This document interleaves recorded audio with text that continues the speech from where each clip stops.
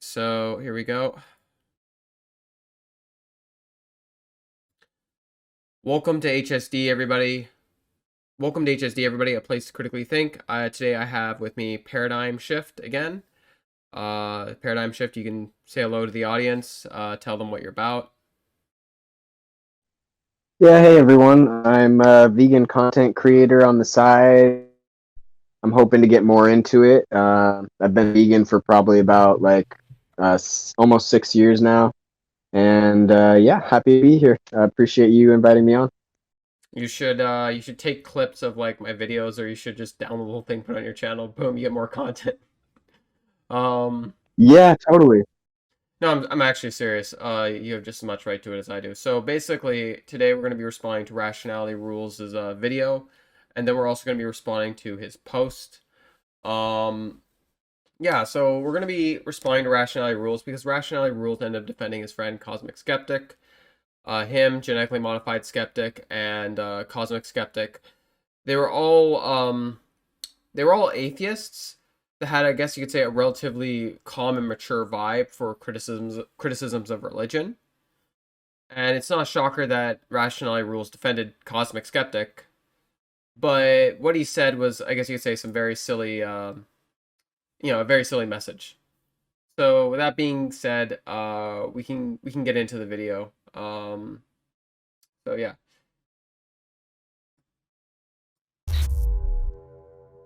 And I'll just say, when we went to dinner earlier,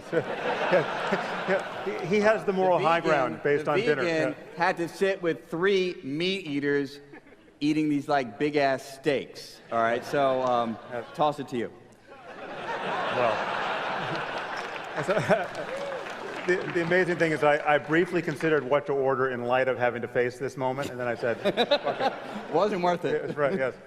No, why make it easy on myself? Why make it easy on myself? I once said of Sam Harris that he'd be remembered long after we're all dead, as if he's in the lofty category of Darwin, Hume and Einstein.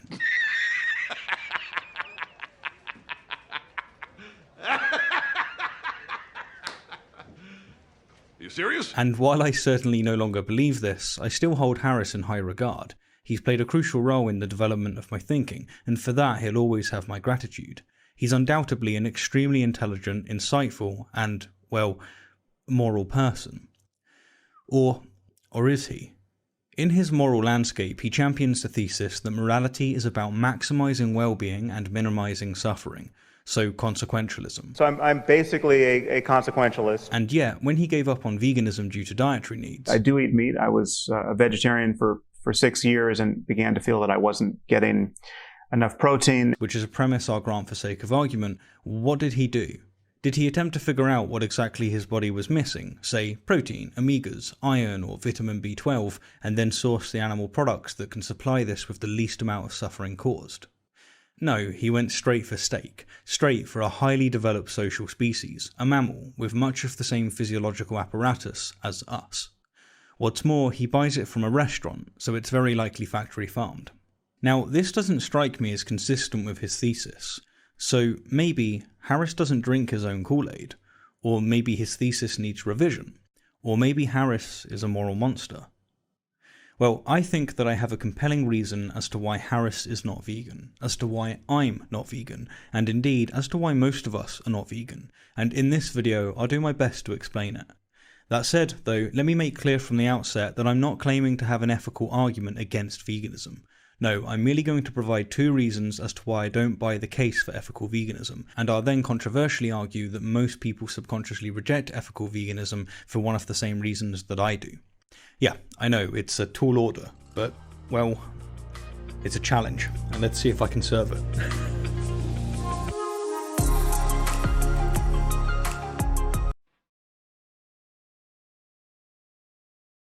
Yikes, whoopsie daisy. Your Paradigm, you there? Any thoughts into Yeah, I'm here. any thoughts into the intro there? Well, he clearly thinks that he has some good, compelling, countervailing points to veganism, but yeah, I'm pretty skeptical of that. I mean, I can't tell you how many times I've heard that from people, and I've never never once heard something that like even semi impressed me. For me, I would disagree. It's like the only thing that impresses me isn't really, it's the criticisms of like, I don't know, definitions. So I mean, like, just when it comes down to it, like, obviously, like, he might have a good point when it comes to the criticism of the definition of veganism. I think there's a lot of good things to be said there, a lot of impressive things to be said there. But when it comes to the actual beliefs vegans hold, that's a different story. I wouldn't say so much beliefs. I'd say it's the principles and the principles that they actually believe at core that they might not articulate properly. There's something there that I haven't heard a good argument against that I think I could articulate, and I think you could also articulate to a better degree than most people. In fact, I could get into like my problems with your definition, but even then, I'd say under modern context, your definition, for the most part, I think is okay. But that, I don't know, that would be we could talk about tonight if you want. Yeah, sure. I'm always looking to improve and to revise my definition as I am able to come across new information and whatnot. So, like, I'm more interested in criticisms than I am praises. So, I mean, I guess like, so first off, when it comes to like fundamental rights, what I would say is like that works under today's modern context, but like anyone could perceive different things to be fundamental rights. So like, what do we perceive to be a fundamental right? Like if an entire group of like, it just, when it comes to the very concept of fundamental rights, it works because of today's modern context, and that's why I said it. Like, I think it works. Do you understand what I'm saying? gotcha. Yeah, I do. So I don't think, I'm like, once again, this is why I actually like to use the term like value and consideration, because like I'm more or less saying like moral worth and consideration, thought put into these animals' interests. That's what I'm saying when I refer to consideration. That's why I like to use that word and upholding it, because I'm not saying that we're always striding for better rights, because there has to be a certain threshold where there's a right that's satisfactory, ideally, if that makes sense. Anyways, with that being said, we can continue the video. But overall, like, yeah, I think this is just going to go down like some sort of like critique of like the definition and how to be consistent with your beliefs. But even then, like, have you ever heard of my slave owner hypothetical? Perhaps. Why don't you run it by me again? Okay, so the slave owner hypothetical is like we resurrect two people that own slaves anywhere in time. This could be in the Islamic world. This could be in the United States, where slavery was eventually outlawed. Now, the first guy is a complete hypocrite philosophically. He does not have a definition of freedom. He's just like philosophically, he's very contradictory. But he more or less, he used to own slaves, and he is now for the abolition of slavery, and he advocates for their freedom. But he can't really define what freedom is. Now, on the other hand, there's another slave owner. He's consistent, and he owns slaves, and he believes that if the slaves that he owns, whether this be the religious, the pagans, the Slavs, or the African Americans, or whatever groups, or Asians enslaving Asians, Africans enslaving Africans, he believes that if the opposition group were to be in power, that they should own him as a slave. Which one would you respect more, and which one would you think is a better person? Which one would you like more? Do you see how this is like an interesting question? Yeah, it is an interesting question. I mean, I think I would appreciate somebody who is consistent because consistency is something that I value. But at the same time, there's a certain amount of respect that I have for someone who is like willing to address the hard entailments of their position. And so if they are willing to address those and they're just accepting of them, I would just generally take that as a hard reductio on their view. But I don't know. Like, I wouldn't probably like either one that much. But if I had to decide, I would say the consistent one. Mm-hmm. So you would respect him more, but which one would you like more as a person? That's why I should. Oh well, like more as a person. Yeah. I couldn't say really, to be honest, because that's going to depend on too many other factors. Yeah. I For guess. example, Oh like, oh, sorry, I guess felt no, like no, I go, maybe go. should Yeah, clarify. Like, you can go. You can go. sure, like, I mean, like, for example, like whether or not they're open to like addressing criticisms with forthrightness and things like that. Mm-hmm. So more or less when it came to, and I'm sorry, like, 'cause I hope you understand, I'm kind of already like psychologically burnt out. So more or less to like recap your position, you probably would respect the consistent person a little bit more, but there would be a lot that would come down to if you which one you would respect more as a person, right? I mean, sorry, Yeah, which one correct. you would like more as a person, what I meant to say. Yeah, I think when it comes down to it, like I personally, in some ways, I would respect the consistent person a bit more intellectually, but I think emotionally, I would like the person who's more of a hypocrite more in a way. Um, and I guess what I'm trying to get at here is, is there is being what was it? What's more important, the moral progress of your society and the decisions that someone makes to make moral progress? Is being moral more important than being consistent? And I think most people would passively say that being right or being consistent is more important in comparison to being moral. But I think that the really interesting thing about the slave owner hypothetical is it really challenges someone's values. In other words, like if someone was to make the argument that they don't want to be vegan because they don't know if they could be consistent to a definition, I will sometimes use the slave owner hypothetical to try and make a point that even though consistency is important, and even though we should strive to be consistent, we shouldn't strive to be the hypocritical slave abolitionist. Um, there's still something morally, there's still something important that we should consider valuing outside of consistency. And Yeah, I really try to totally. test people's perspective on that. Does that make sense? Yeah, totally. And I think that that's a very reasonable sort of point to make. And Yeah. yeah, I think that I appreciate you bringing it up. Yeah, so basically, if it's okay to eat an animal because you can't figure out a way to be consistent, well, would it be okay to own a human slave because you couldn't figure out a consistent definition for freedom? Because, wage slavery exists, right? Um, it's interesting, right? Yeah, definitely. All right, well, I'll press play. Cool. The day may come when the non-human part of the animal creation will acquire the rights that never could have been withheld from them except by the hand of tyranny. The French have already discovered that the blackness of the skin is no reason why a human being should be abandoned without redress to the whims of a tormentor. Perhaps it will someday be recognised that the number of legs, the hairness of the skin, or the possession of a tail are equally insufficient reasons for abandoning to the same fate a creature that can feel. What else could be used to draw the line? Is it the faculty of reason or the possession of language? But a full-grown horse or dog is incomparably more rational and conversable than an infant of a day or a week or even a month old. Even if that were so, what difference would that make? The question is not can they reason, nor can they talk, but can they suffer? That's my main man, Jeremy Bentham, dropping one off, if not the most famous vegan quotes.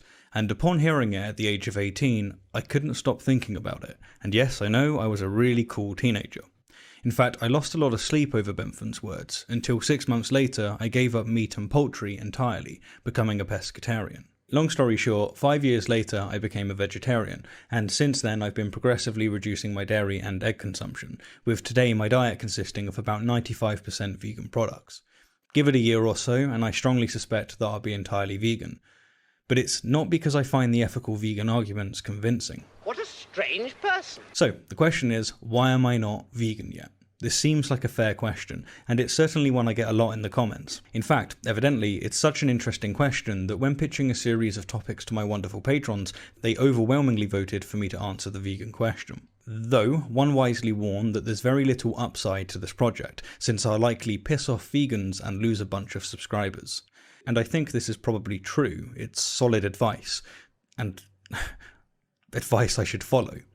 But as I'm certain my patron will appreciate, I think that taking a swing at some of the harder topics is the right thing to do, come whatever may. Too many minds avoid this topic because, frankly, I think they're morally confused, and this includes my former self. And you know what? Perhaps I still am. You'll be the judge. Drawing from Tyler Doggett's Stanford Encyclopedia entry on moral veganism, ethical vegans tend to stake their argument on two premises, with the first claiming that certain actions, killing animals for food we do not need, for example, are wrong, and the second premise asserting that a mode of production or event, recreational hunting for instance, instantiates the first premise. Schematically, this is, X is wrong, Y involves X, therefore Y is wrong. Among the candidate values for X are causing animals pain for the purpose of producing food when there are readily available alternatives, extorting sentient beings, inflicting suffering, or, to give a human-centric example, harming the environment. And candidate values for Y are industrial animal farming, free-range farming, dairy farming, and recreational hunting, to name but a few. Now, my illustrations are going to focus on the dairy and egg industry, that is, vegan objections to vegetarianism, and it's for two reasons. First, it's because I'm a vegetarian, and a large point of my meandering here is to explain why I'm a vegetarian instead of a vegan. And second, because it stands to reason that a successful moral argument against the vegetarian position is going to simultaneously defeat the omnivorous position, since the omnivorous position entails all of the harms caused by the vegetarian position, and then some.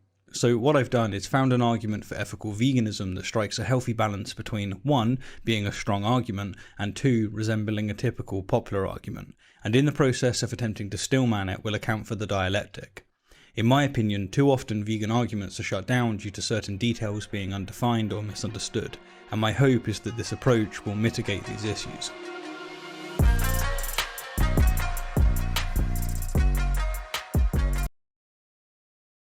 I guess, like, right at this point, there's a few things I'd want to address. What about you?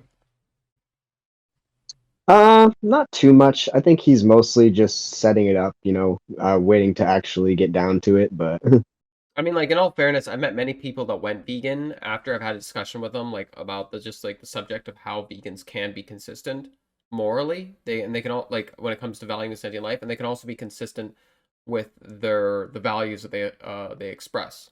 They can be consistent with the ideology, whether they call it veganism or not. That both avenues are possible to be consistent.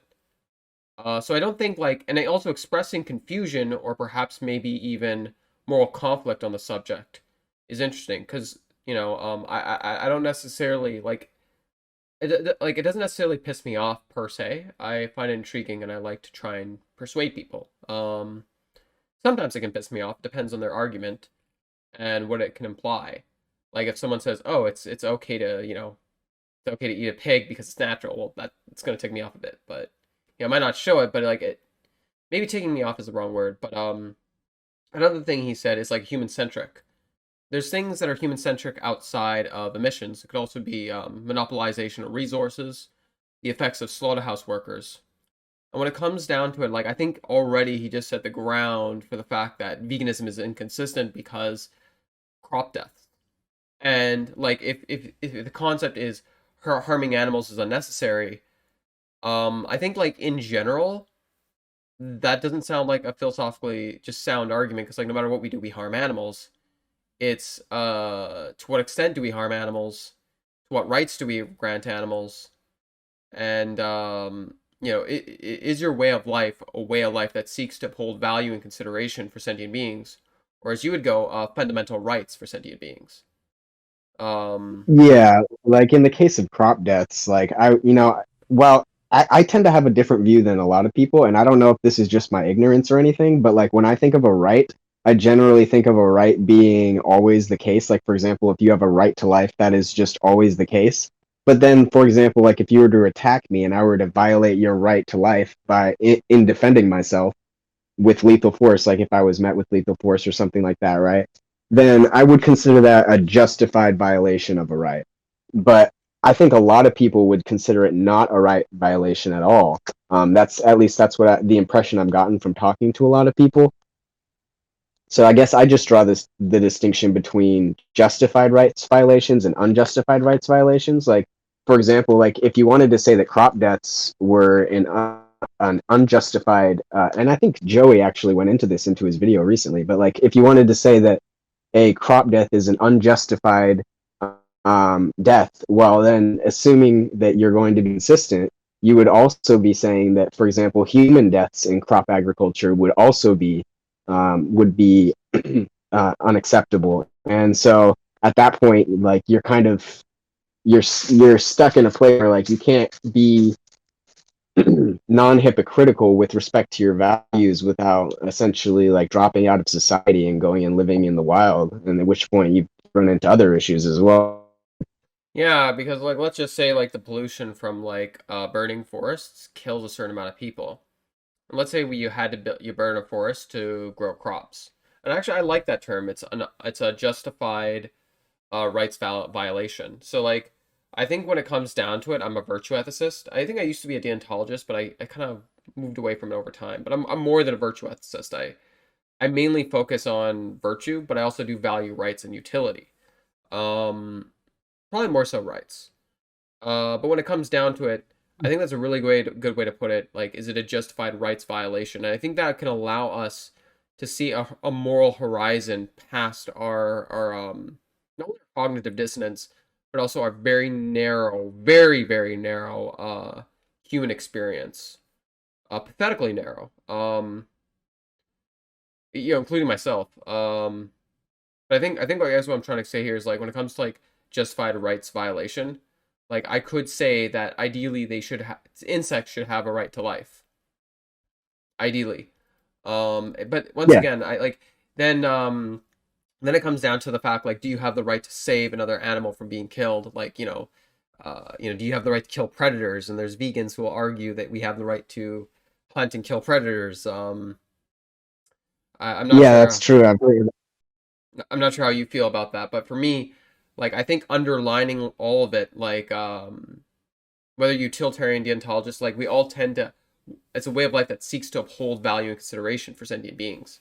So I think like where he's going from, I think he's criticizing one vegan argument that isn't that good, and if that is the case, then I don't have an issue with this. I would just say that veganism is something more than that, and that most vegan philosophers, in my opinion, it's going to sound harsh. I wouldn't even say most. I'd say a lot of vegan philosophers, thinkers, and people that are offering ideas. So when I say intellectuals, I mean people whose end products are ideas. I'm not talking about university professors. They could be good, they could be trash. I don't care what you think. I'm not talking about university graduates in philosophy. They could be good, they could be bad. Cosmic Skeptic had some not so good ideas. Um, but Sure, yeah. yeah, like before he stopped being vegan, like genuinely before he stopped being vegan, there were some ideas I didn't agree with. Um, and I could easily, I think I could easily get him to change his position on some of them if I had a chance. But I think the point at which I'm trying to get at here is like when it comes down to it all, a lot of the people that are offering ideas in these vegan spaces are not that good. So if Rationality Rules wants to criticize our ideas, Jesus, I have no problem with that. I'd just say, hey man, if you come over here, I think I could grant you some clarity and give you some better arguments.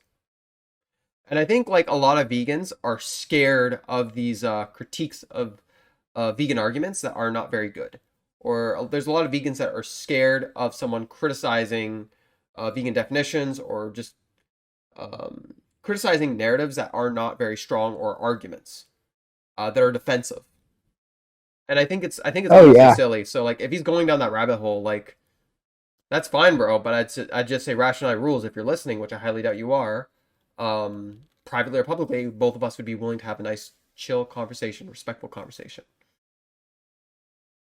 Yeah, absolutely. And it would be an opportunity to explore views in a more open platform than just having to respond with a video and yada yada yada, leave comments or whatever. I think it could be great. But I yeah, mean, that's assuming he's watching. I mean, was it? Yeah. Also, on top of that, when it comes down to it all, also to the audience, you guys probably are gonna watch this on YouTube. So I know this is terrible for me to beg this, but if you could share the video, that'd be great. Because you're getting a sneak preview. But when it comes down, which obviously you don't, we can go on the beach. We can have dinner and movie.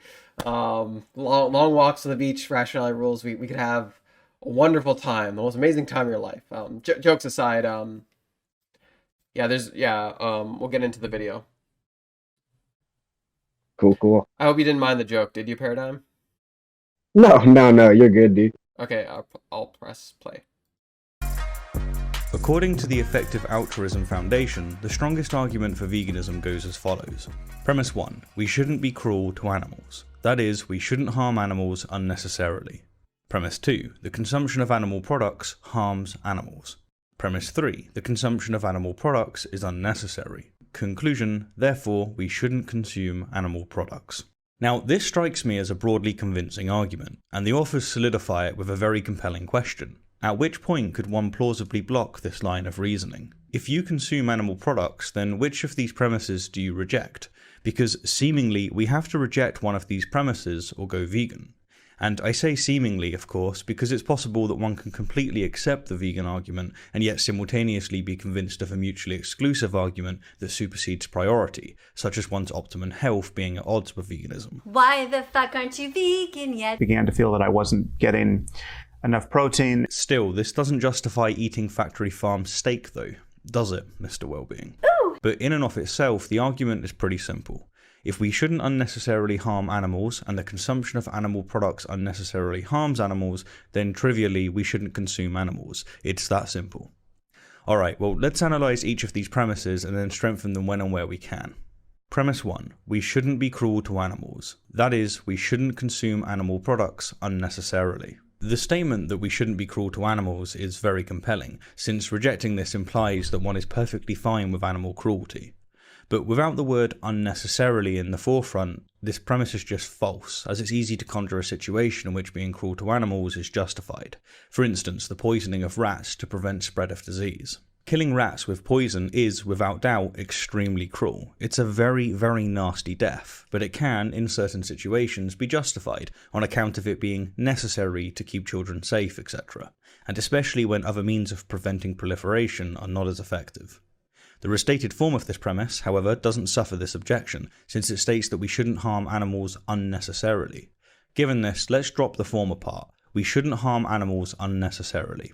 Or as my dear friend Alex O'Connor has more potently put it, that extraordinary harm and mistreatment requires extraordinary justification. Lastly, let's switch the word animals with sentient beings, as it's the capacity to experience feelings and sensations that's of specific relevance, not the kingdom a being belongs to. Now for sure, I'm being pedantic here, and despite this change, I will from here on use the words animals and sentient beings as if they're synonymous. But since we're strengthening the argument, let's dot the I's and cross the T's.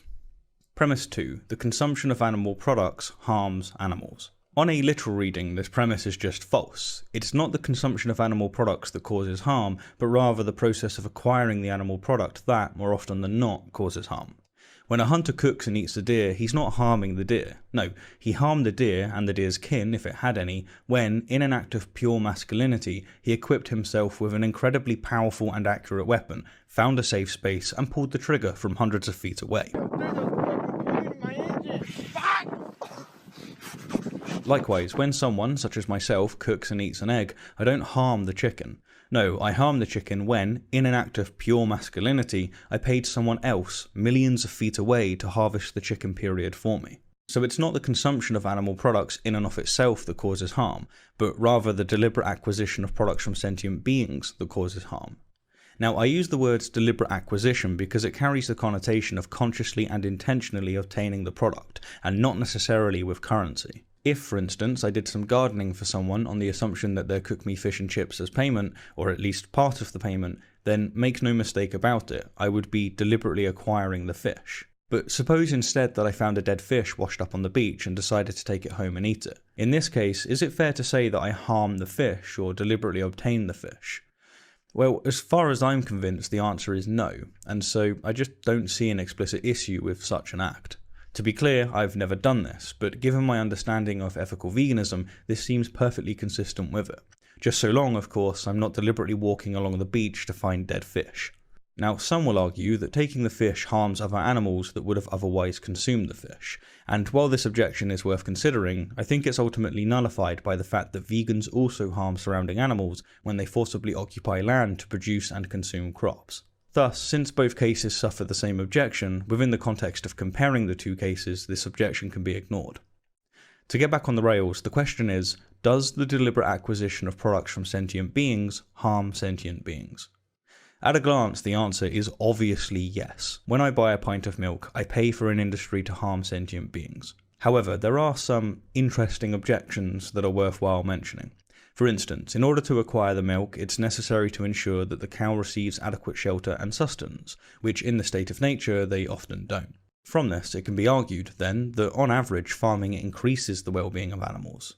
What's more, if it wasn't for humans consuming animal produce, then billions of animals wouldn't have existed and thus experienced any happiness in the first place.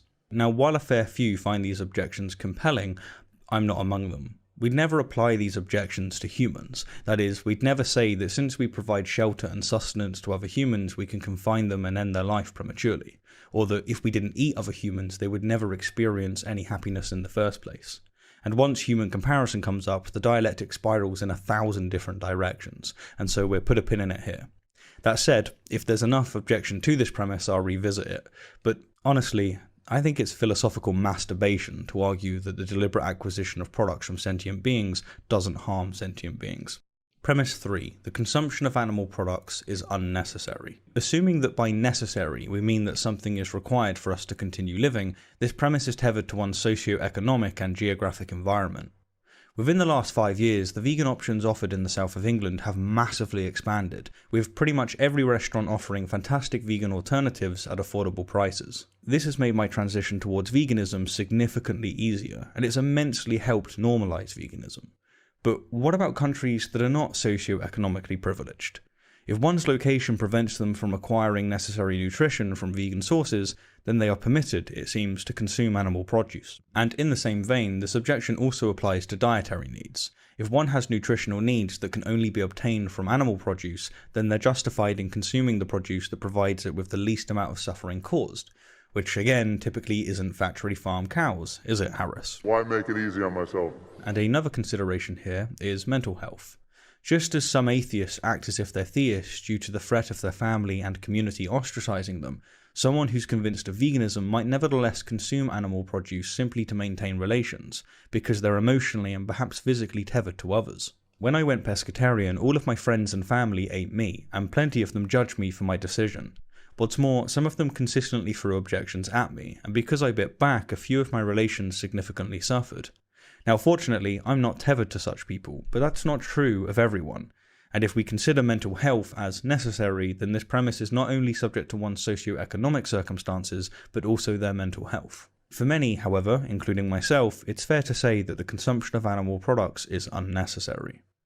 And finally, and for the same reasons as just covered in relation to premise 2, let's replace consumption with the words deliberate acquisition and animal products with products from sentient beings. With that, I'll now explain why I don't find this compelling argument convincing. Okay, give me 1 sec here, would you? I'm just gonna go back Sure. a little bit. 1 sec. Here we go. So I'm gonna go back to OBS. All right. So I actually have a lot to say on that. Particularly when it comes to all lives, and then like when the moment he brought up the premises, I actually felt almost like a wave of anxiety. Like there was, to me, the argument that I think it was effective altruism was using, to me it sounded so bad. I kind of just felt overwhelmed for a second. Yeah, I thought it was interesting that he was saying that the argument was compelling. I didn't find it particularly compelling myself. I think it's like it's compelling. It's compelling when you steelman it and you rework it, but it's not convincing. It's not a good argument. Like I think yeah, like this yeah, what was it? I think something that we're gonna come back to at the end of it all is like my slave owner hypothetical. And I think you know why, right? Right. But yeah, if you have something to say, yeah. if you have something to say, I'll let you talk first. Oh no, you're good. You don't have anything to say on this particular part?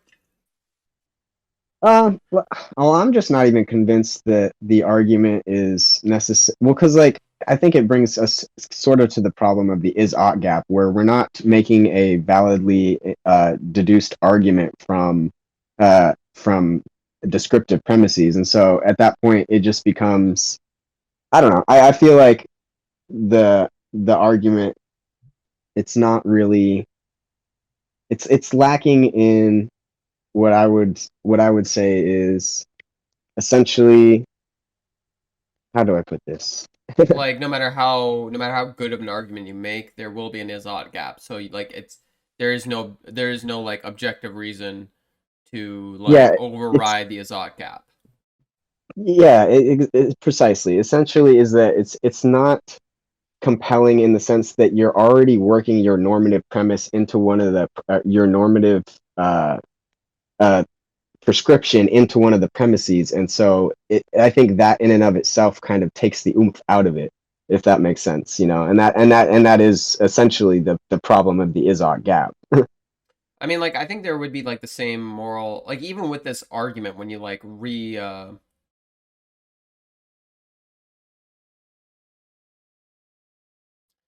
yeah, when you take your normative framework and you put it into the premises, you're more or less saying it doesn't really work very well.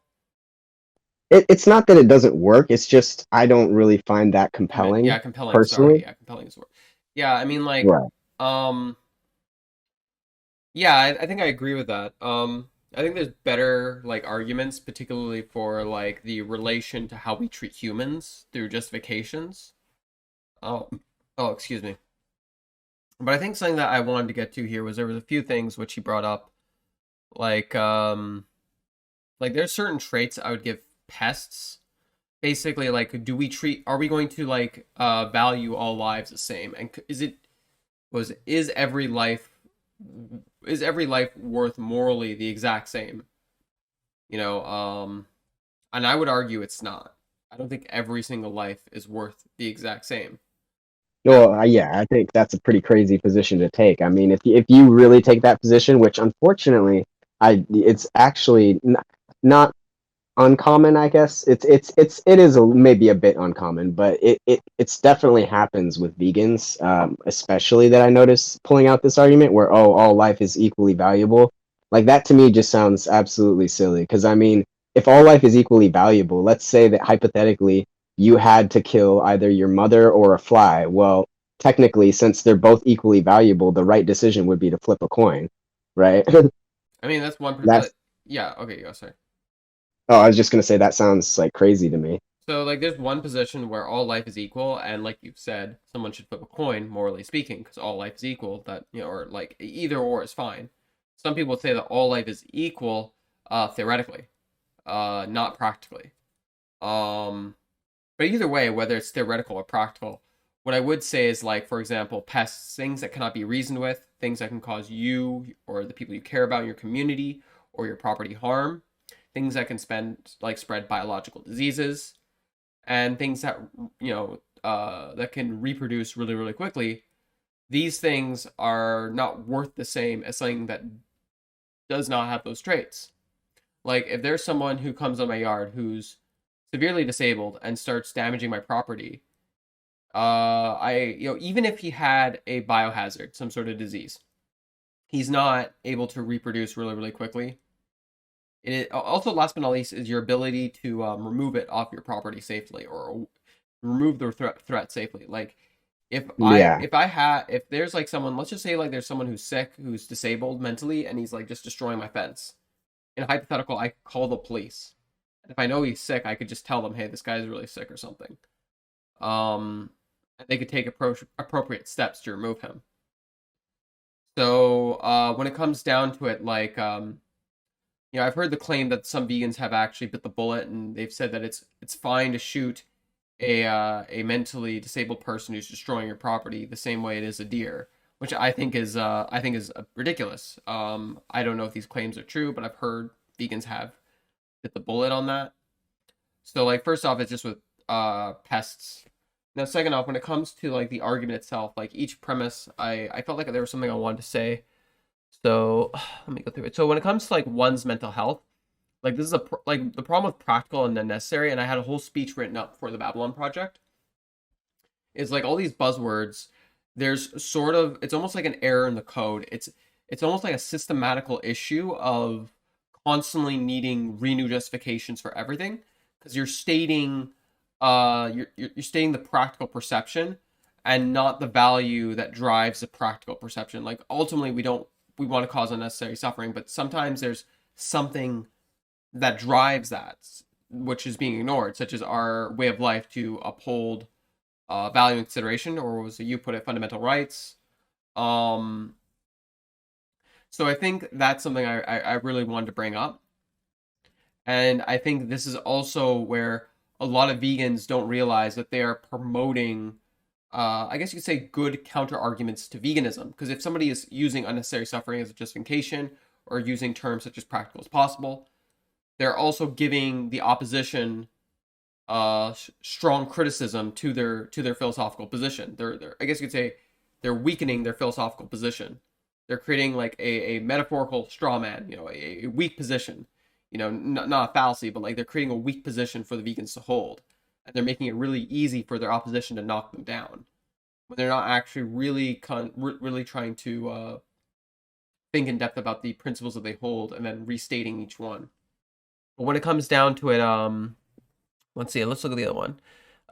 It's also, so yeah, when it comes to dietary needs, I mean, like, that is something important to bring up. Like, if you're living in the third world, there are certain examples, but like, once again, are we defining an ideology, or are we defining a diet? So like, if it's an ideology, it should move beyond dietary needs.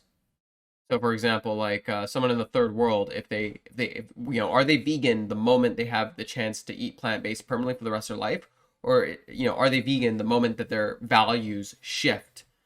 They have a completely different ethical system based around valuing these sentient beings. Are they vegan when they try to convince people in the first world to be vegan to be plant-based before they're able to be vegan, or to have the values that drive people to eat a plant-based diet, which could also incorporate vegans. And like what he was talking about earlier is like fish, that would incorporate vegans. So yeah, like eating animals doesn't necessarily create harm. It's the commodification of animals and the market consumption that does. Generally speaking, when it comes down to it all. And even if it doesn't, it creates a market for exploitation. But I think something that they're leaving out is the concept of creating a social contract and exploiting a contract. So in other words, exploiting trust of a sentient being, which a lot of vegans would take particular issue with, like making a sentient being trust you or form a relationship with you on a premise that they themselves have not realized that they will be killed or slaughtered, or that they will live in fear of because they're already aware of that premise existing. What do you think? Yeah, I mean, I think that's a great point to bring up. And as far as like the trust thing, I think that probably falls under the category of extortion or exploitation, right? Which and I know exploitation is a very vague word that tends to be. I feel like it gets overused to the point where people like don't really understand it as much. But I think usually it comes with connotations of an unjustified sort of use happening, right? Generally without consent, or without full consent or proper consent.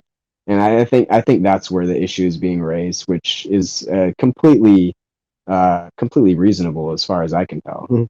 Yeah, because like, for example, there's a difference between, let's say, I don't know, my consumption of some sort of product from Walmart, let's say a cleaner, resulting in a human being dying, in comparison to me forming trust with, let's say, some person at my workplace, my school, my club, whatever, and me forming that contract. At some point, I basically get the idea of I get the idea that I can at some point exploit him financially, and then kill him and take the rest of his belongings and money.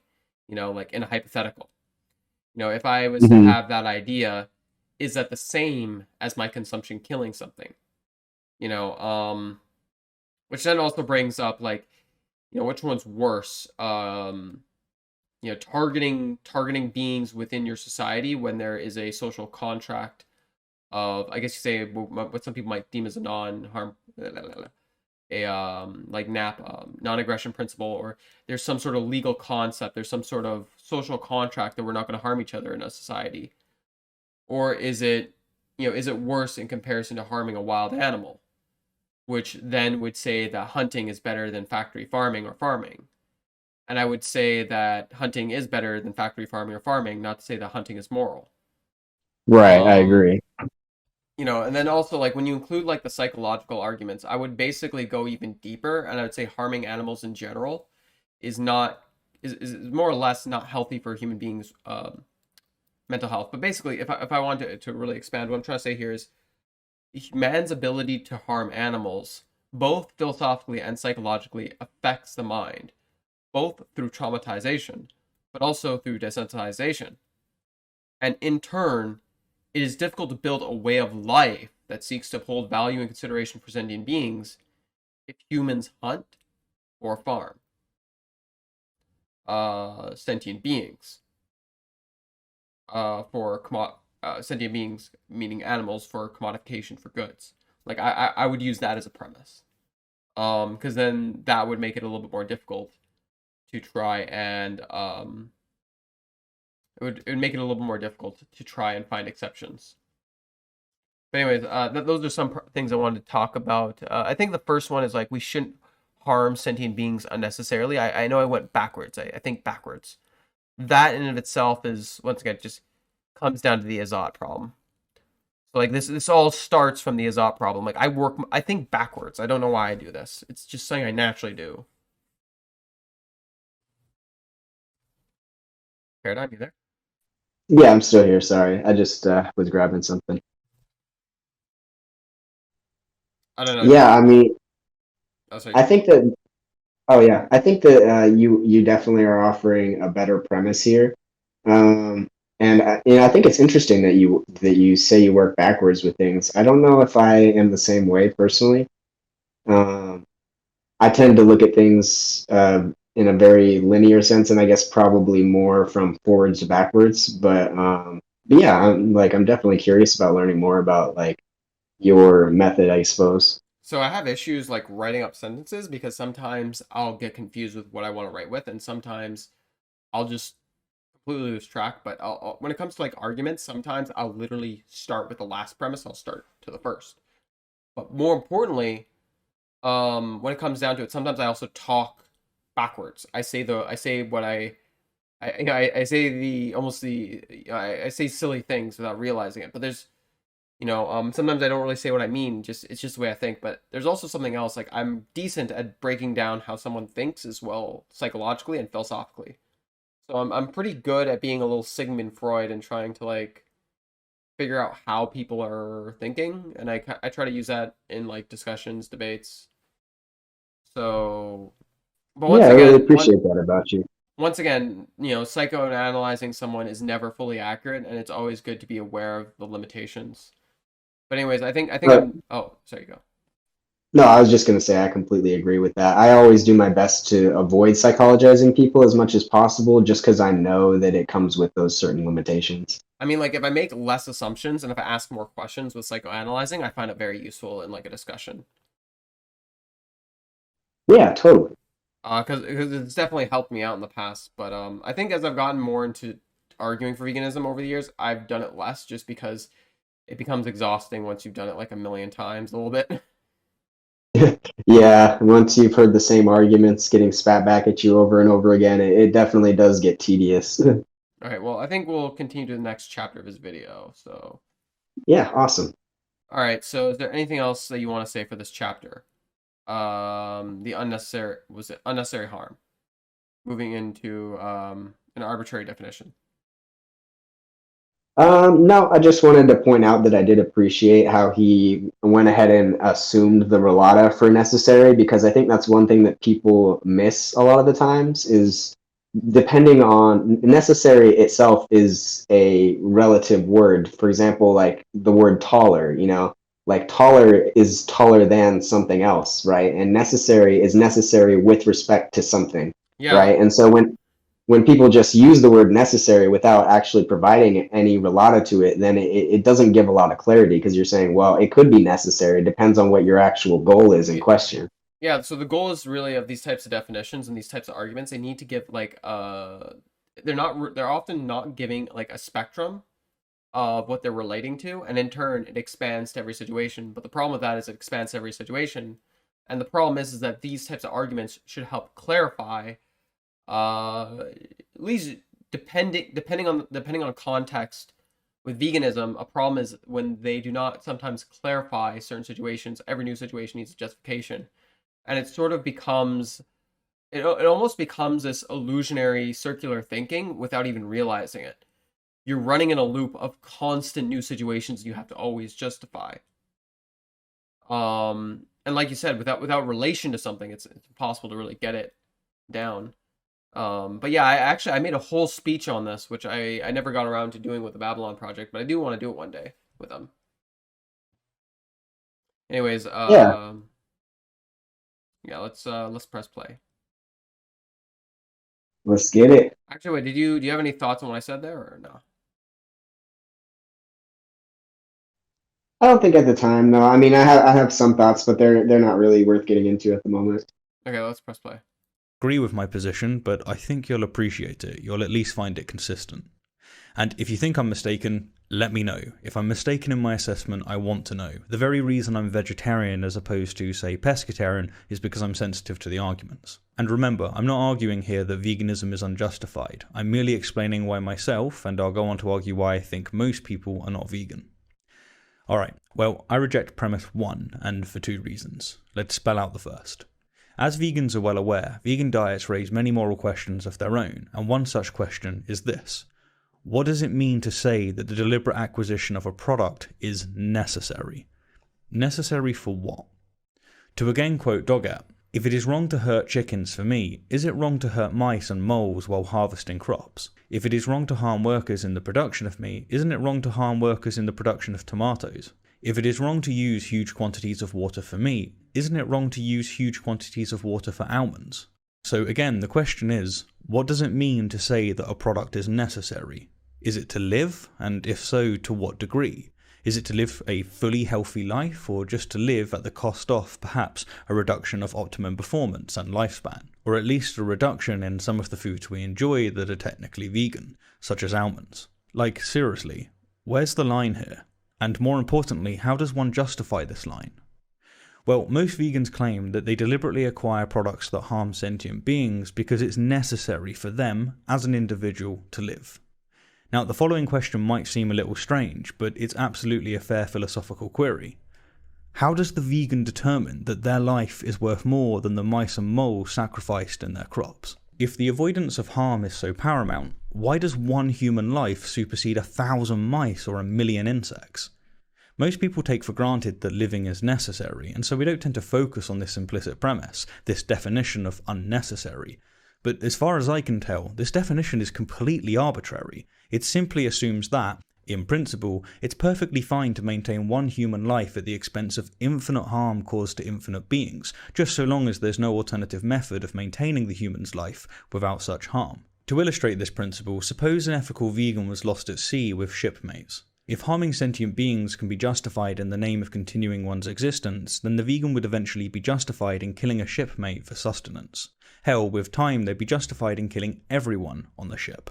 Now, one might be tempted to retort that humans are in a special category, and so it's never justifiable to harm one another for sustenance.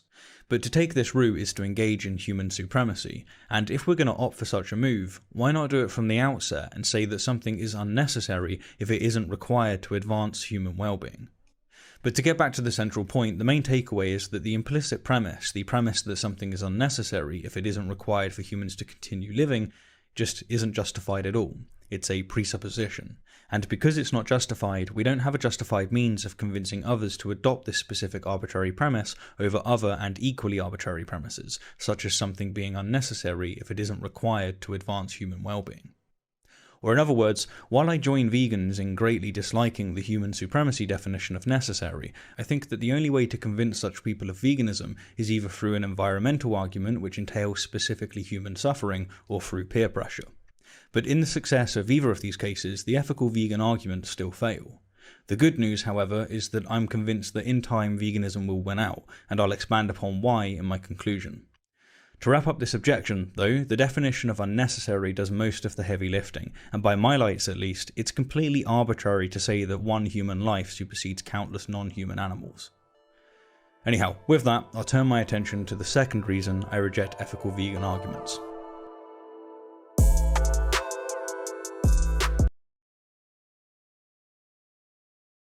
Okay, just one sec. Because I think he had a lot to say there, and I think there's definitely a lot to expand on there.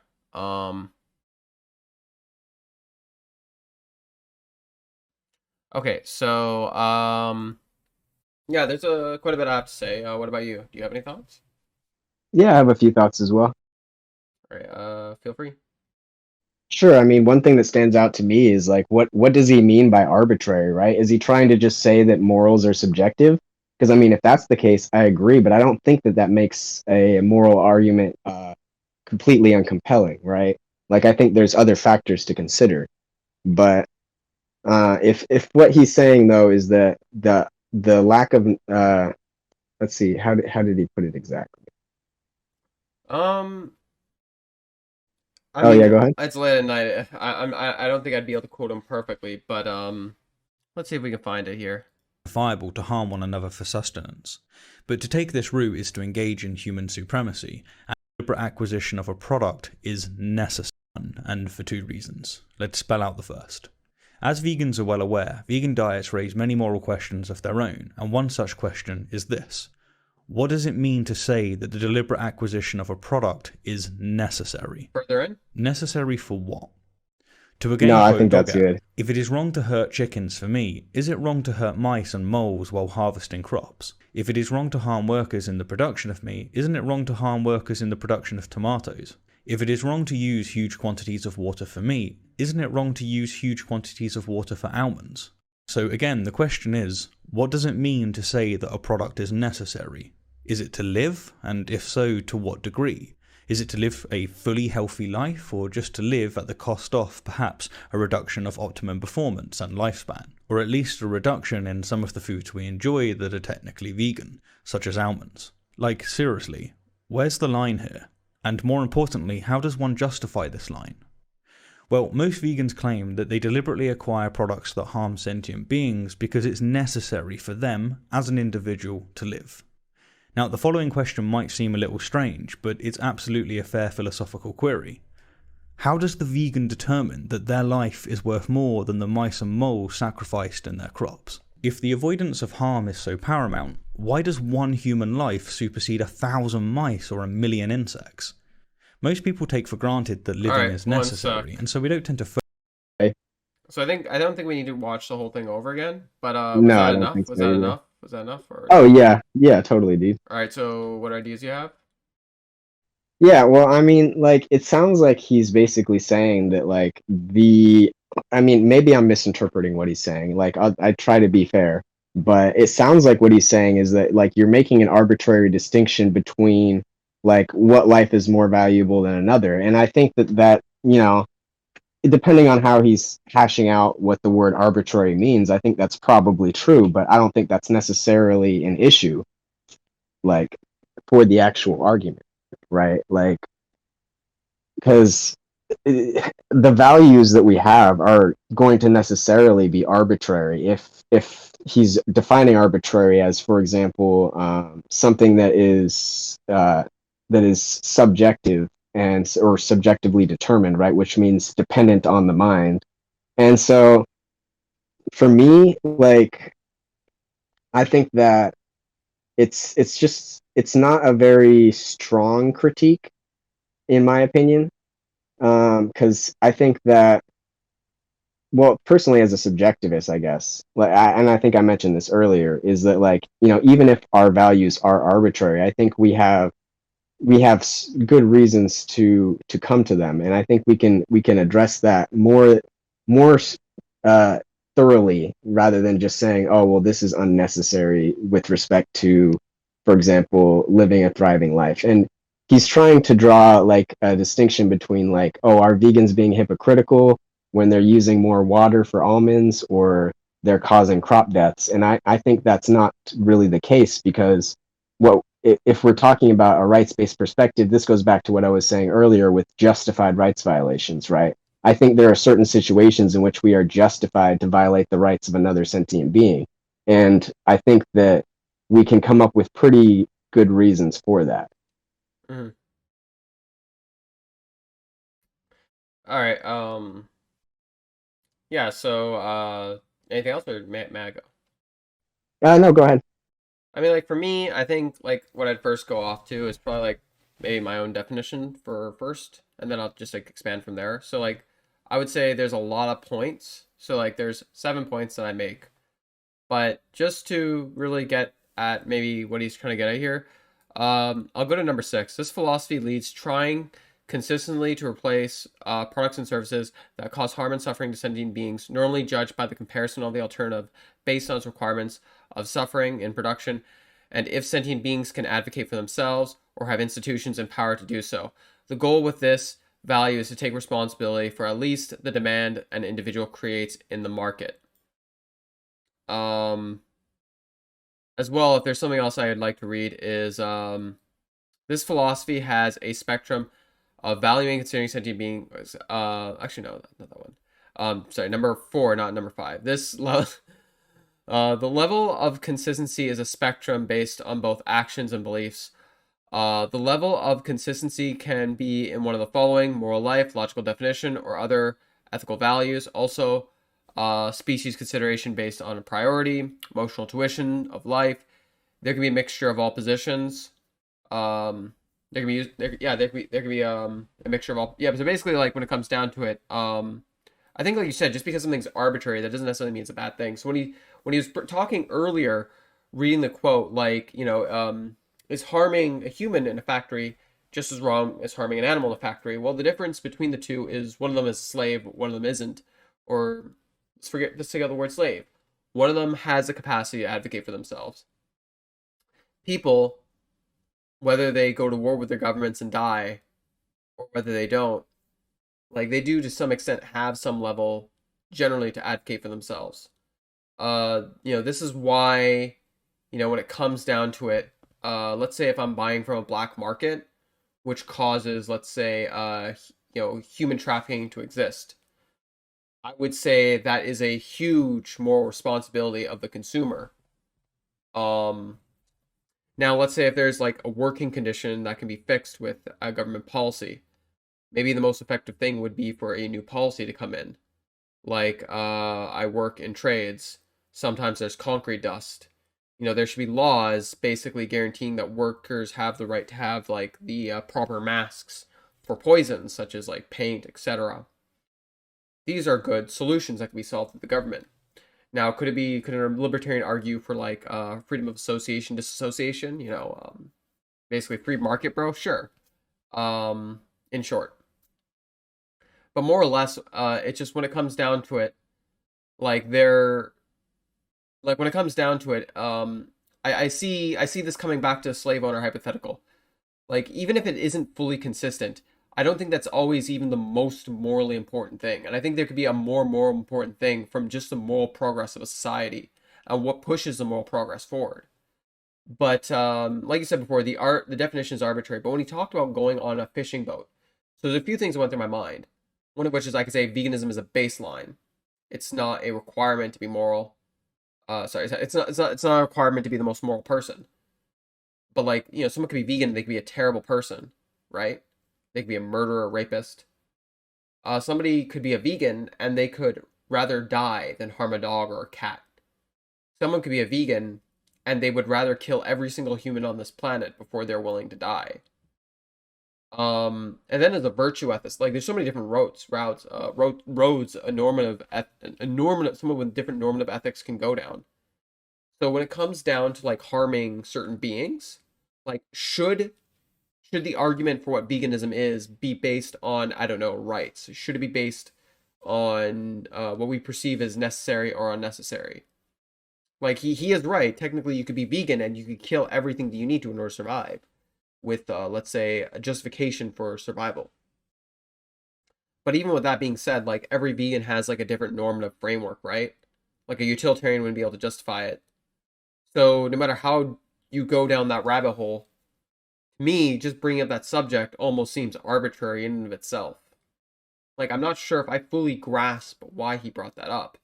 And when it comes down to, let's say, you wouldn't be able to kill your shipmates because of human supremacy, is it really? What about the concept of responsibility? Couldn't I say that as a virtue ethicist, it is a virtuous thing, it is a moral thing to take care of your responsibility of the people around you that you're responsible for, or the beings, sentient beings around you? You know, that could include dogs, it can include cats, and it can include humans, and it could justify killing other sentient beings to take care of those who you're responsible for. Could that justify racism and potentially other savage things that humans have done throughout history?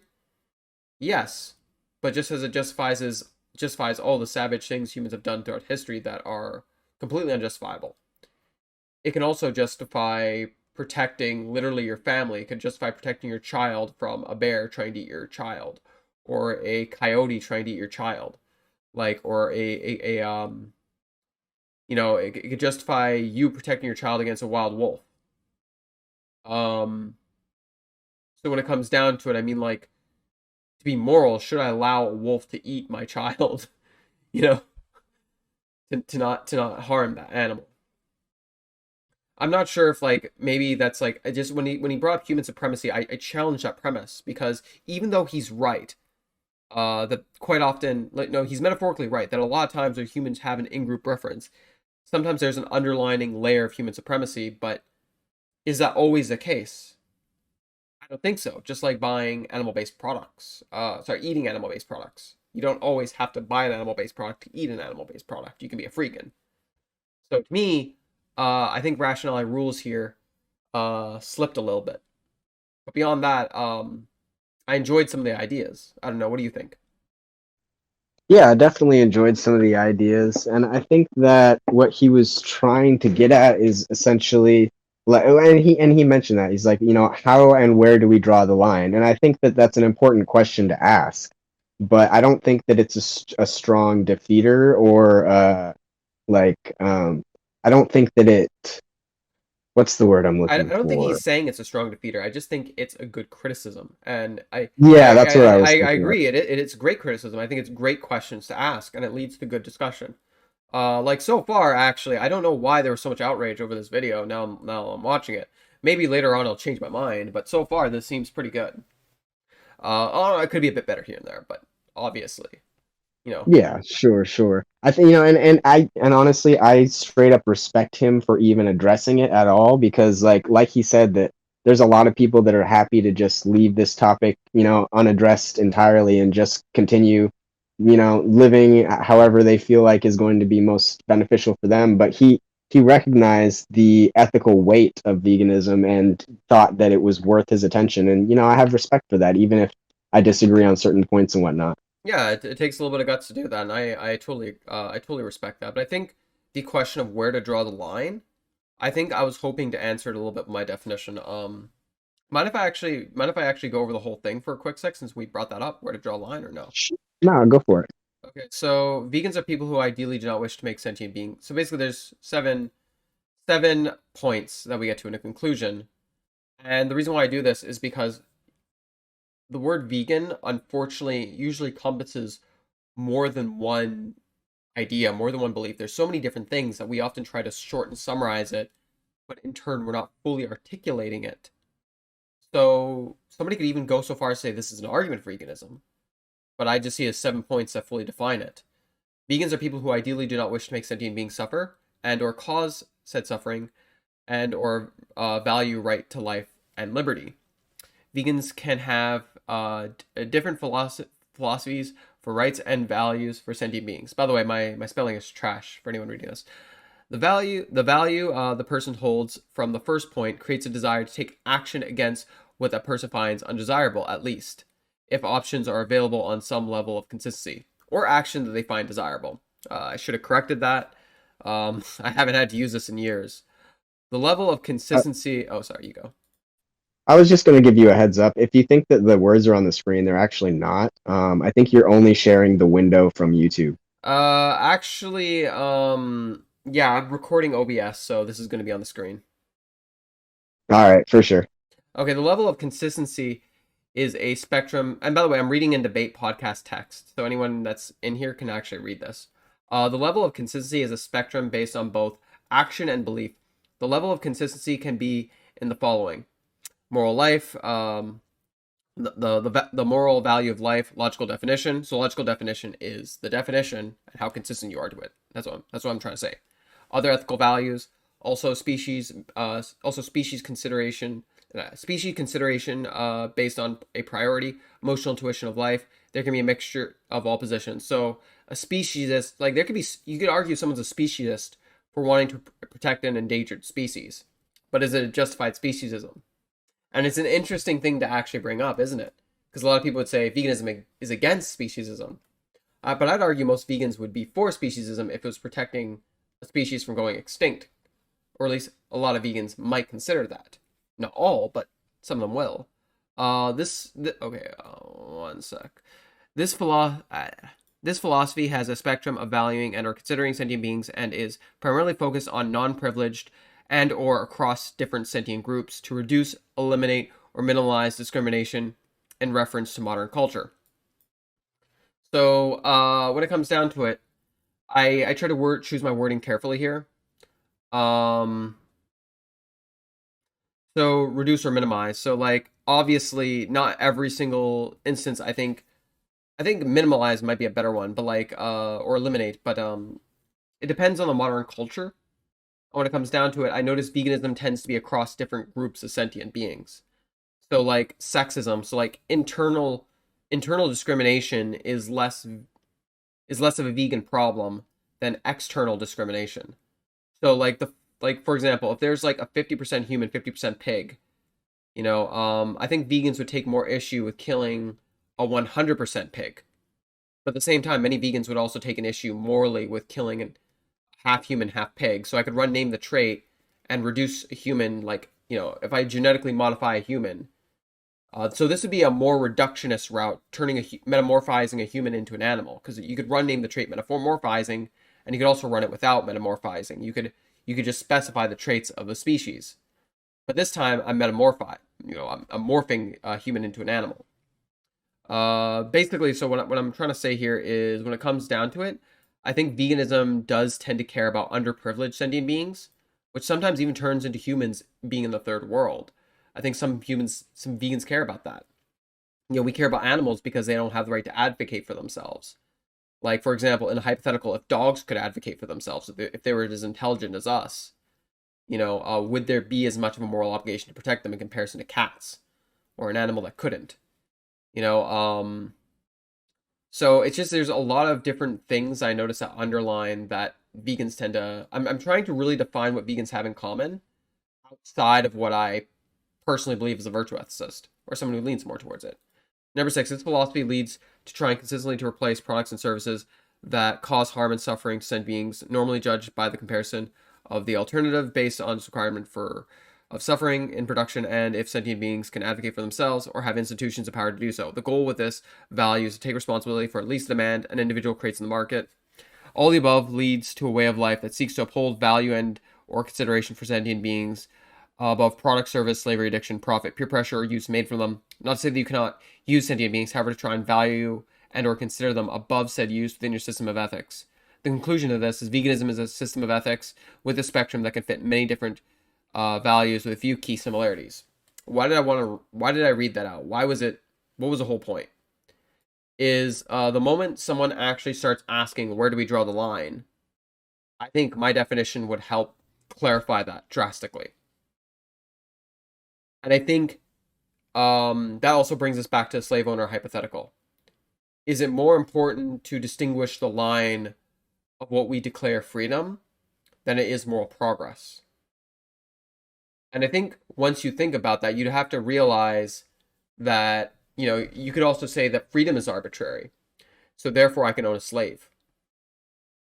Yeah, that's a great point. Like, I hope you enjoyed it. I ramble so much that I hope I'm driving something home and I'm not just sounding silly. I can do that no, sometimes. no, you're good, dude. I always appreciate what you have to say, and I know that you take a lot of time to think through these things, and that's one of the things I really appreciate about you.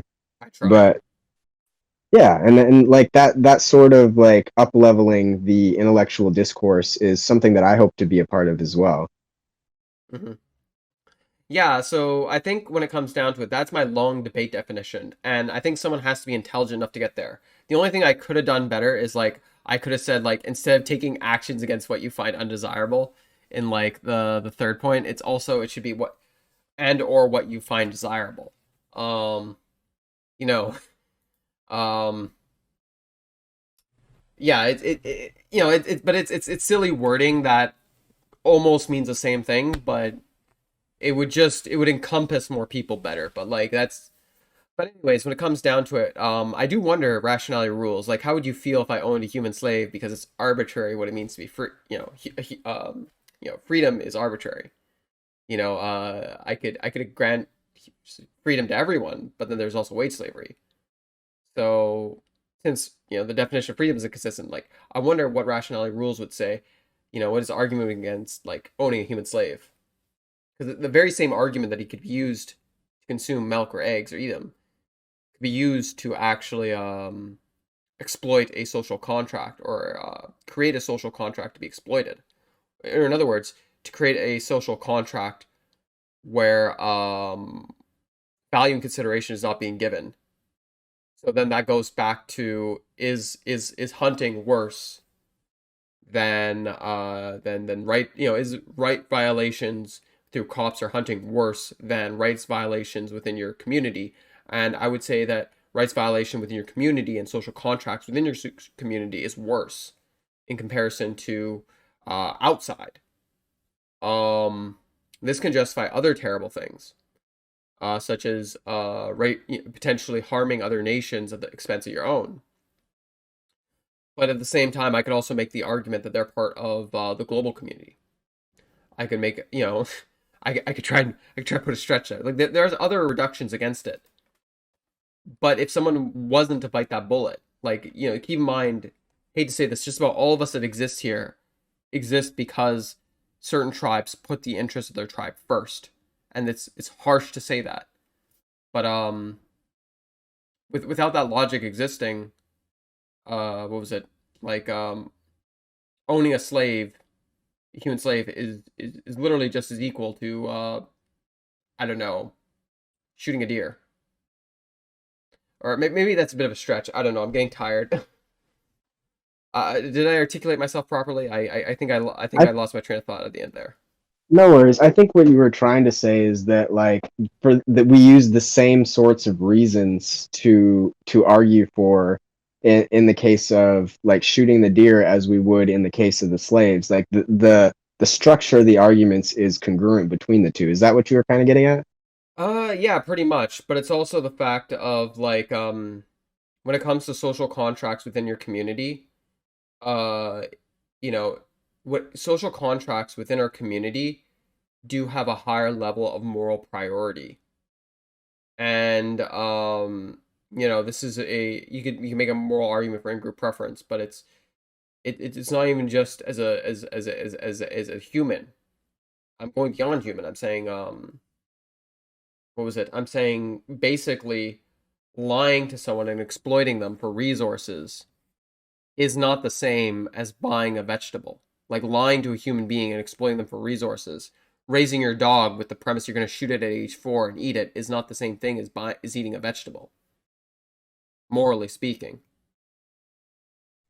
Right, right. Like, is cheating on your wife and abusing her, is it equal morally to that of, I don't know. Is it equal to that of accidentally running over an ant? And at the same time, someone could say on the flip note that historically we have exploited and killed other tribes and taken advantage of other tribes. Yes, we have. But at the same time, as terrible as that is, if we didn't have these in-group preferences, I'm making the argument, I don't think it would be practical for us to have our genealogy to make it here. Yeah, I mean, there's probably That's what all I'm trying to sorts. say. I'm just so tired. I'm sorry.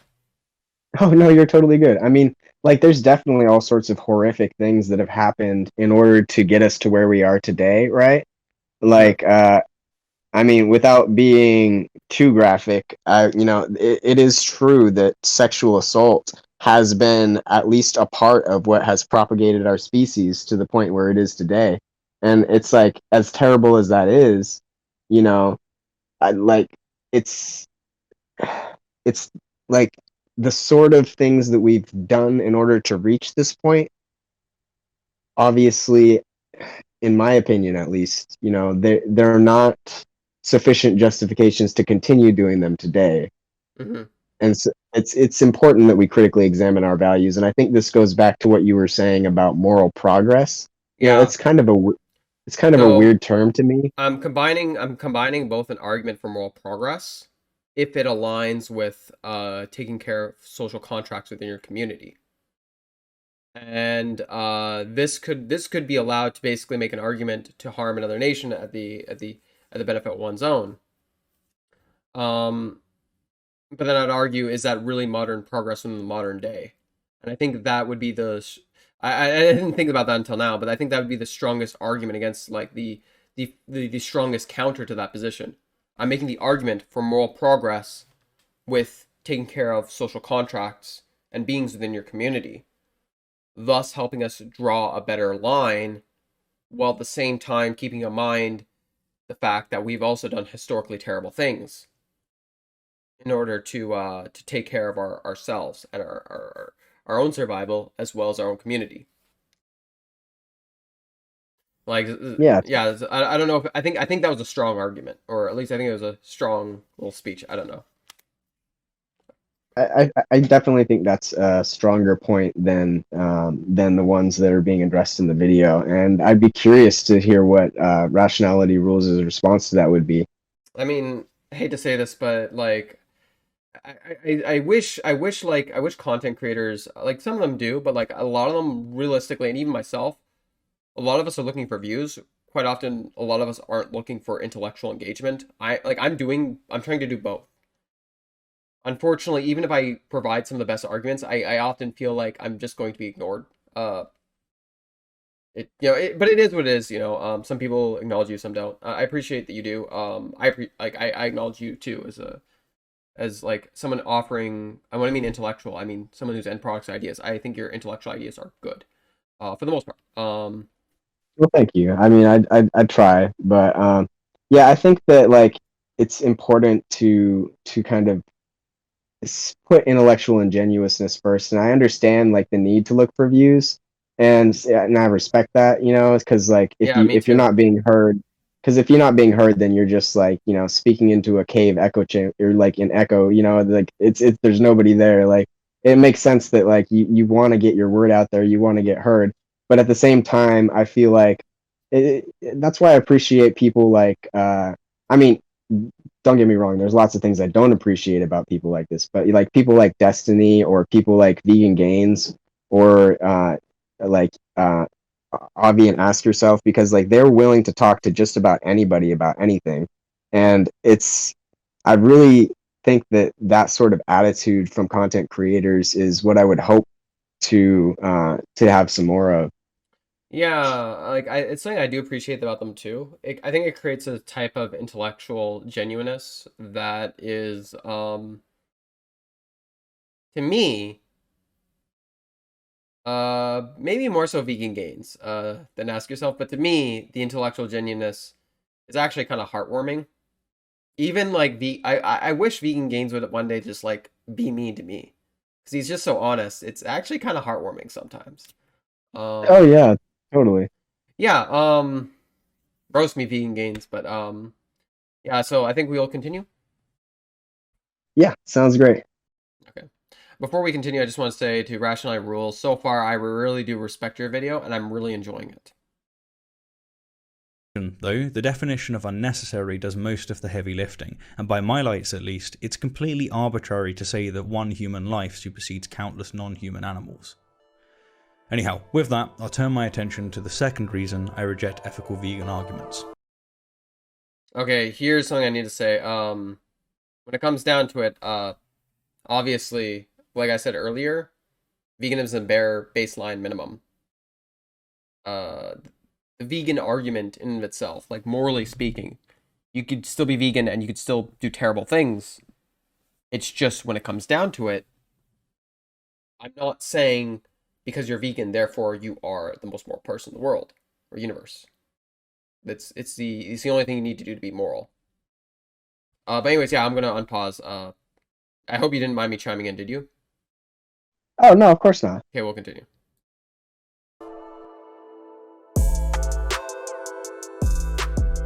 Vegan arguments.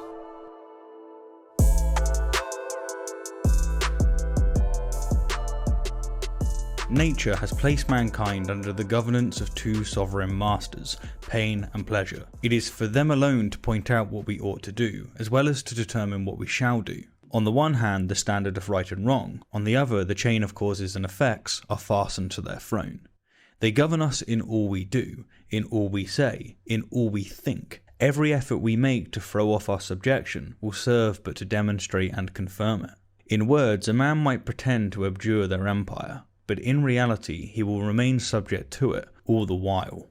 Of all our moral parents, I owe the most to Bentham. While I don't share his utilitarianism, I share many of the foundations of his moral philosophy. Bentham's observation of nature placing us under the governance of two sovereign masters, suffering and happiness, strikes me as beyond doubt. Now, utilitarians infer from our sovereign masters that the right thing to do is to maximize happiness and minimize suffering, and of course, if one adopts these premises, then it simply follows that unnecessary harm to sentient beings is immoral. Utilitarians then affirm the first premise of the ethical vegan argument.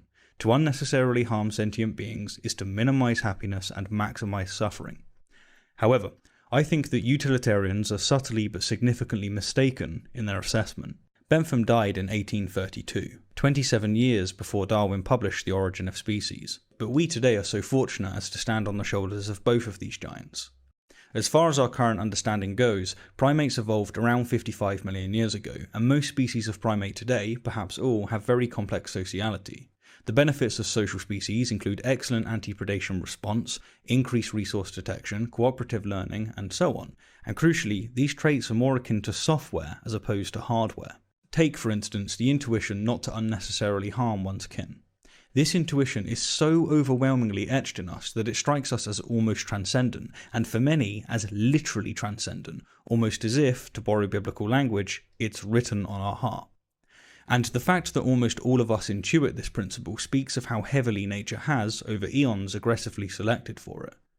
Or to put this another way, our ancestors that inherited the don't unnecessarily harm your kin intuition patch had a survival advantage over those who didn't. The same is true of those who inherited the don't unnecessarily steal from your kin intuition patch. Now, while most social species simply run the script and get on with their life, never questioning why they have the intuition, in recent millennia humans have been asking why. Why do we have this intuition? What is morality? What is this standard? What makes something right or wrong? And ethical veganism is, by my lights at least, the result of answering this question in the tone resembling Bentham. The subtle but significant issue though, and here's where my second objection begins, is that I think that ethical vegans, and indeed utilitarians, have misdiagnosed our moral software. We're not running the patch we shouldn't harm sentient beings unnecessarily. No, definitely not. We're predators for crying out loud. We're running the patch we shouldn't harm our kin unnecessarily, and thus, per my first response, I not only believe that the first premise rests on an arbitrary implicit premise, but worse, per this second response, I think that the arbitrary implicit premise that most people affirm isn't actually the premise they say they affirm. While most people say that they affirm the premise that we shouldn't harm sentient beings unnecessarily, I think that what they're actually affirming is we shouldn't harm our kin unnecessarily. Yeah, I know this is quite the claim, but stick with me if only for the intrigue. So, if we're running the software, we shouldn't harm our kin unnecessarily, then why does this seem synonymous with we shouldn't harm sentient beings unnecessarily? And if they're so similar, why make the distinction? Well, this brings us to the eminent vegan philosopher Peter Singer, who has captured our kin in his term, the circle of altruism. Who precisely is in our circle of altruism? Who do we consider our kin? Is it just our family, our tribe, our nation, our continent, humanity itself? What about mammals, or indeed all sentient beings? Well, Singer has made the following claim. The circle of altruism has broadened from the family and tribe to the nation and race, and we are beginning to recognize that our obligations extend to all human beings. The process should not stop there. In my earlier book, Animal Liberation, I showed that it is as arbitrary to restrict the principle of equal consideration of interests to our own species as it would be to restrict it to our own race. The only justifiable stopping place for the expansion of altruism is the point at which all whose welfare can be affected by our actions are included within the circle of altruism. This means that all beings with the capacity to feel pleasure or pain should be included. We can improve their welfare by increasing their pleasures and diminishing their pains. The expansion of the moral circle should therefore be pushed out until it includes most animals. Singer is singing in the tone of utilitarianism here, and so let's suppose that sentience is indeed the anchor of morality. That is, that we all have obligations to all sentient beings. Well, the first question that comes to mind is, why the fuck aren't you vegan yet? Precisely, why aren't you vegan yet? Why am I not vegan yet? And why haven't most people throughout history been vegan? How can it be that most decent people throughout history have so egregiously denied their obligations? In fact, it's worse than this. How have most human beings so utterly failed to even recognize their obligations? And how are people today, alive right now, still failing to recognize their obligations? I mean, Jesus fucking Christ, if this assessment is correct, then we are truly moral monsters. But if, as I argue, we're actually running the software we shouldn't harm our kin unnecessarily, and who we consider to be our kin is subject to external factors, including resource abundance and education, then we don't have to buy the extremely costly proposition that most people alive today and throughout history are moral monsters. No, to the contrary, we can make perfect sense of historical institutions such as tribal warfare, imperialism, and slavery. Simply put, their circle of altruism wasn't as expansive as ours, and just as most people alive today are genuinely not bothered to hear of a pig's torturous experience because they don't consider the pig within their kin, I strongly doubt that our predecessors were all that bothered to hear of a slave's torturous experience because they didn't consider the slave within their kin. But today we're so fortunate to stand on our ancestors' shoulders as, well, we piss in their face, harshly condemning them for not having the broader circle that we inherited at their expense.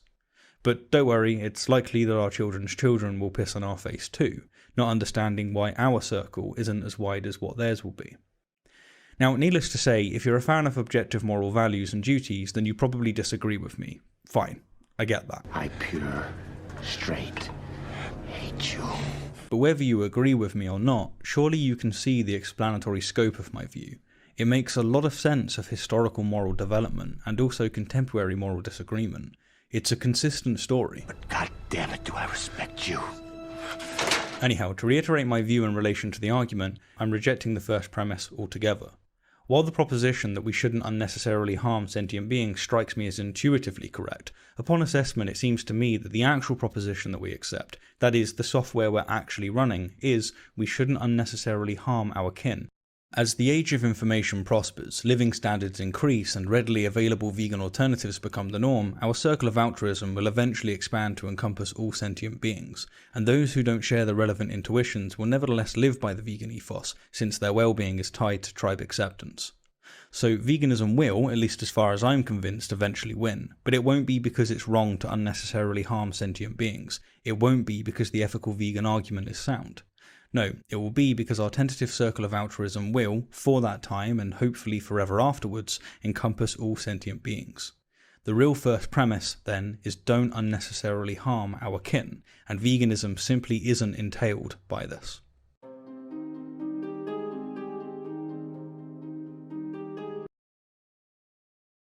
Okay, I have a lot to say on that. Don't know about you.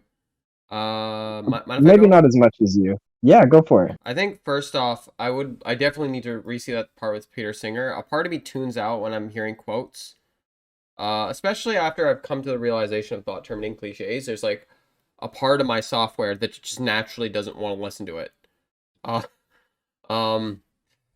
True. Actually, are you aware of the fallacy thought terminating cliche?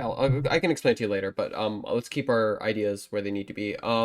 First off, I forgot to say earlier, like there's the lifting vegan logic argument against for crop, the lifting vegan logic's argument when it comes to crop death, that we're unsure if crop death increases or decreases utility or deaths in the wild to begin with. It could be the case that when the wild takes over, there is infinitely more deaths in the wild in comparison to crop deaths. So by having crops, there's a possibility we're actually decreasing the amount of total sentient beings that actually die.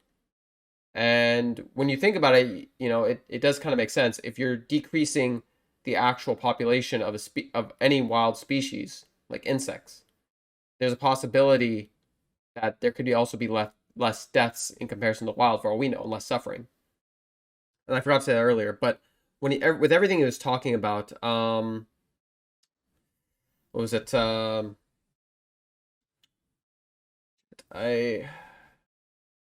yeah, right.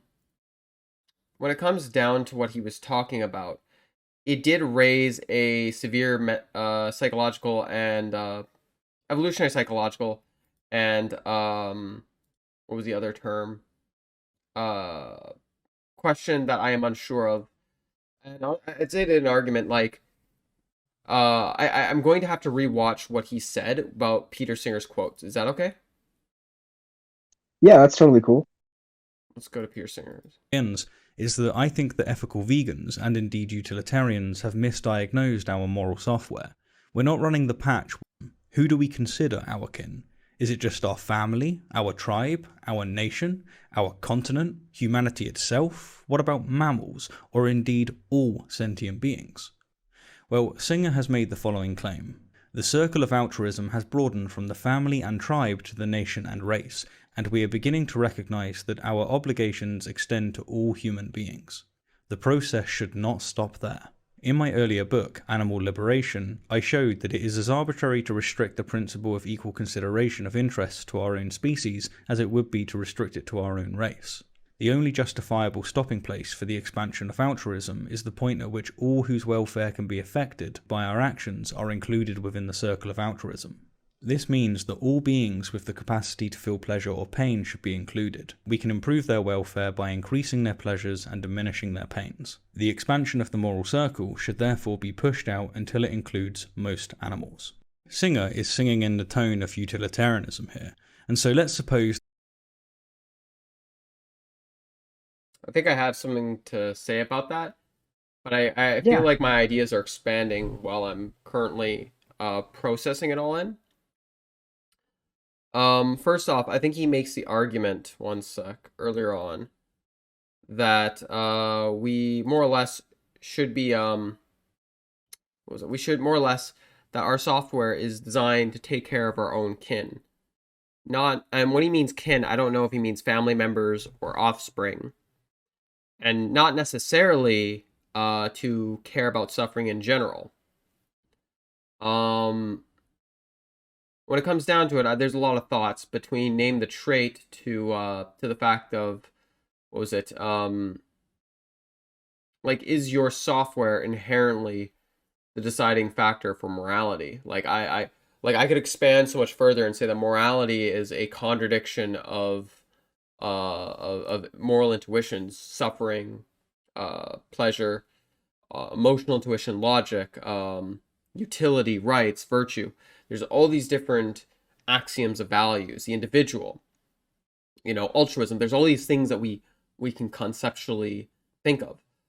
But why should nature, at least I think he's more or less referring to the fact that our natural software is to value our own kin. It's not necessarily that we shouldn't disregard suffering, but even then there's another issue. Let's just say, let's just say when it comes down to it all, how do we know that's true? When it comes to our evolution, like Jeffrey Miller in his book, The Mating Mind, makes the argument that the human mind was created through sexual selection. I never remember all the premises, but one of his premises is that the human mind quickly developed in a short period of time. And if it is the case that intelligence is a desirable trait for survival, why are humans the only animals that are so intelligent? Wouldn't all animals be evolving towards intelligence at the same time? And then he makes the argument that sexual selection is something that has been largely overlooked. And when you think about it, Like, would we really care about someone's personality as such a huge thing for a long-term relationship or for love in general if it wasn't a sexually selected trait? Like, why do we value these compatibility, being able to get along? Why do people value morality in their partner? Why do people value values? Why do people why do people care about their intelligence of their partner? Why is it that people don't prefer to date people who have Down syndrome? And no hatred towards people with Down syndrome.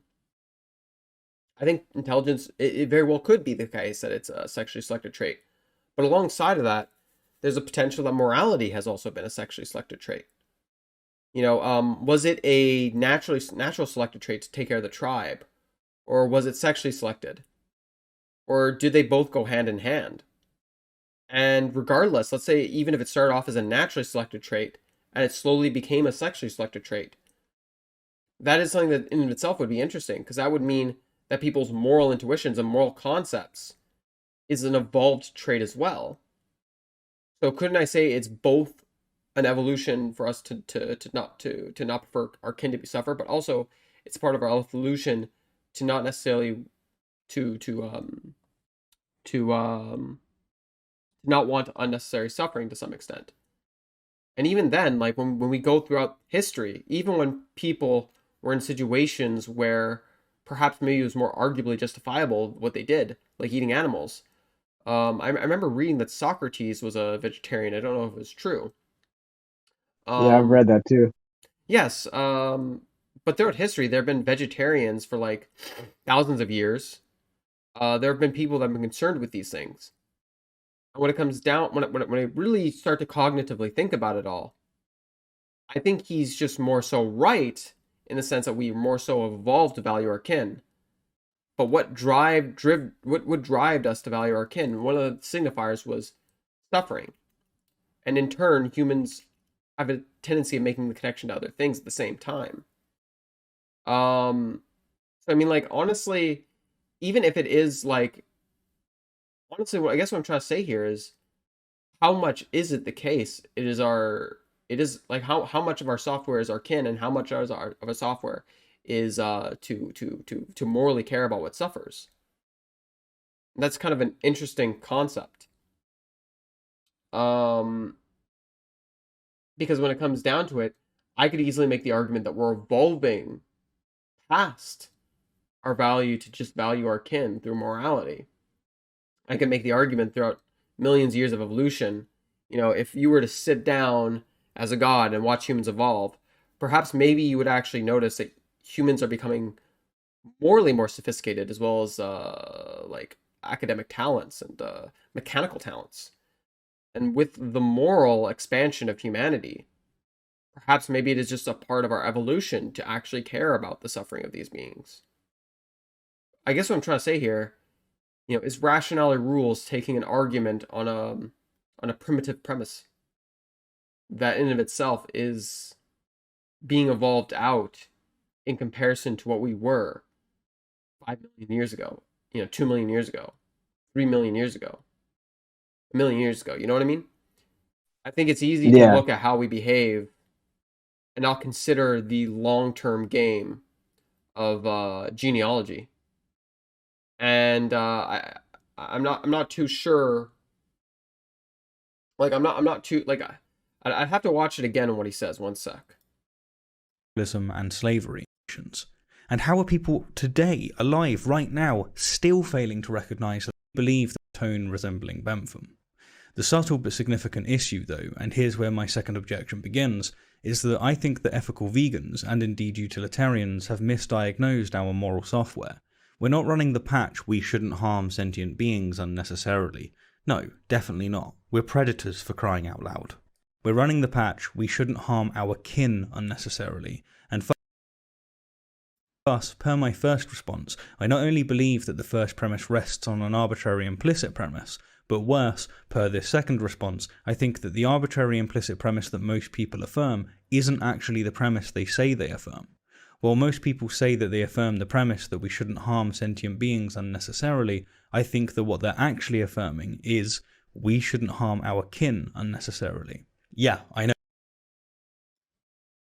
I mean, like, I think I could also expand this even further. To not harm our kin, it benefits us to not want other beings to be harmed.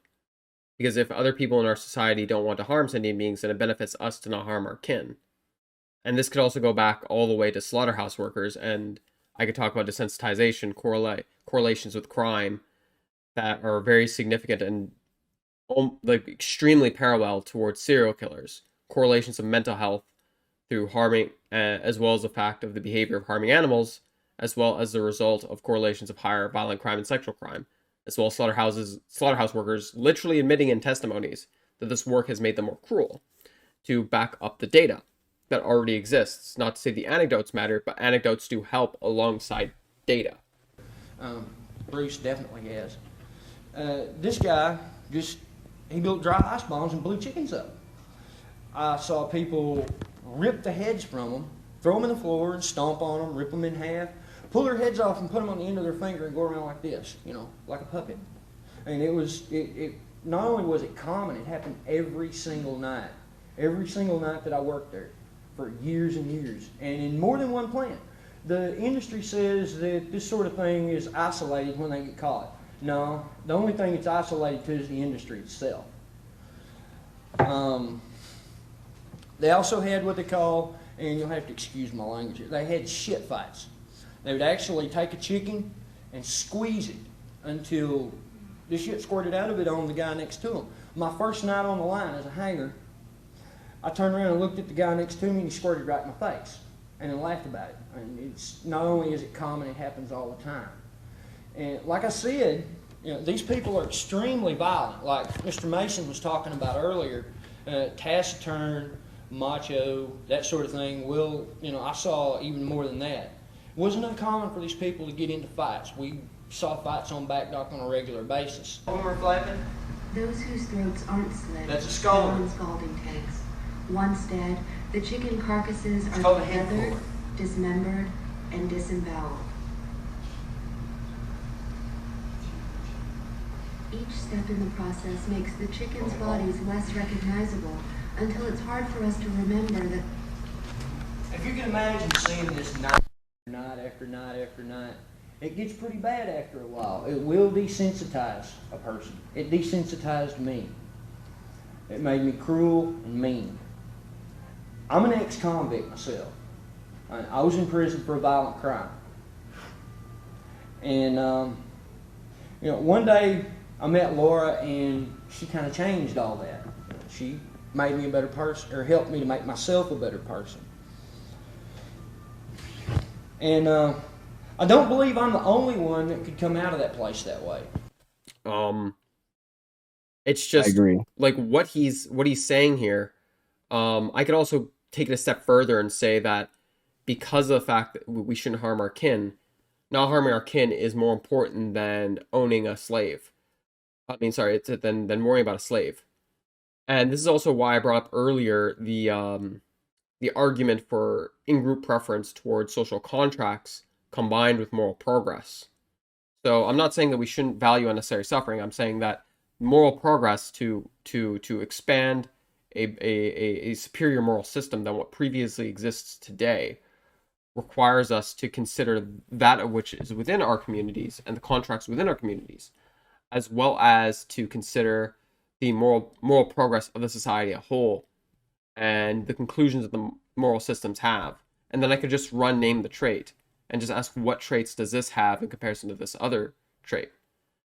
Now, Rationality Rules could say that doesn't matter because our software tells us to worry about our kin, and he could make a natural argument for morality. I've heard similar arguments like about that before, but to me it more or less it's no different than like moral relativism. Moral relativism, where it's in and of itself.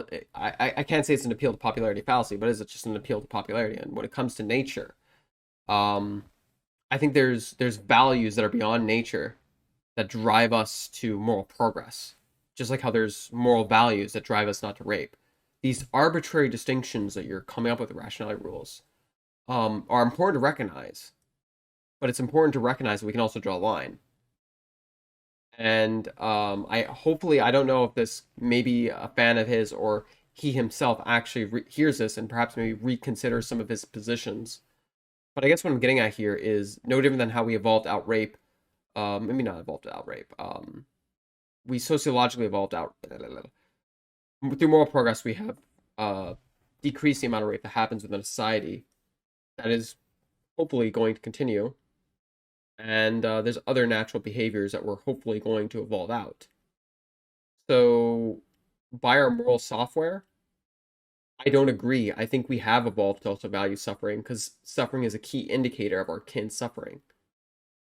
It's like the two go round and round. Which makes it even more interesting when I think about it.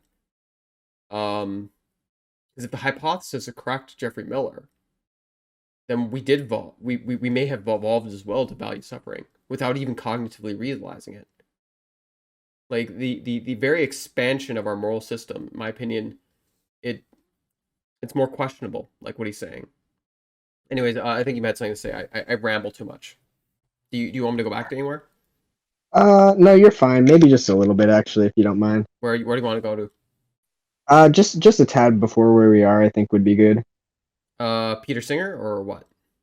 Maybe like a little bit after that. This guy? That's probably good. I'm gonna go a little bit further back to like Holy Bible. Yeah, sure. Okay, I'll go now.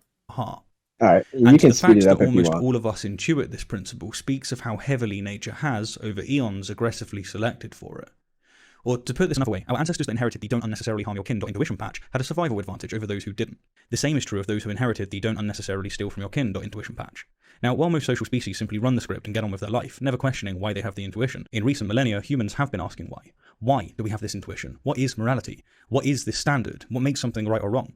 And ethical veganism is, by my lights at least, the result of answering this question in the tone resembling Bentham. The subtle but significant issue, though, and here's where my second objection begins, is that I think that ethical vegans, and indeed utilitarians, have misdiagnosed our moral software. We're not running the patch, we shouldn't harm sentient beings unnecessarily. No, definitely not. We're predators for crying out loud. We're running the patch, we shouldn't harm our kin unnecessarily, and thus, per my first response, I not only believe that the first premise rests on an arbitrary implicit premise, but worse, per this second response, I think that the arbitrary implicit premise that most people affirm isn't actually the premise they say they affirm.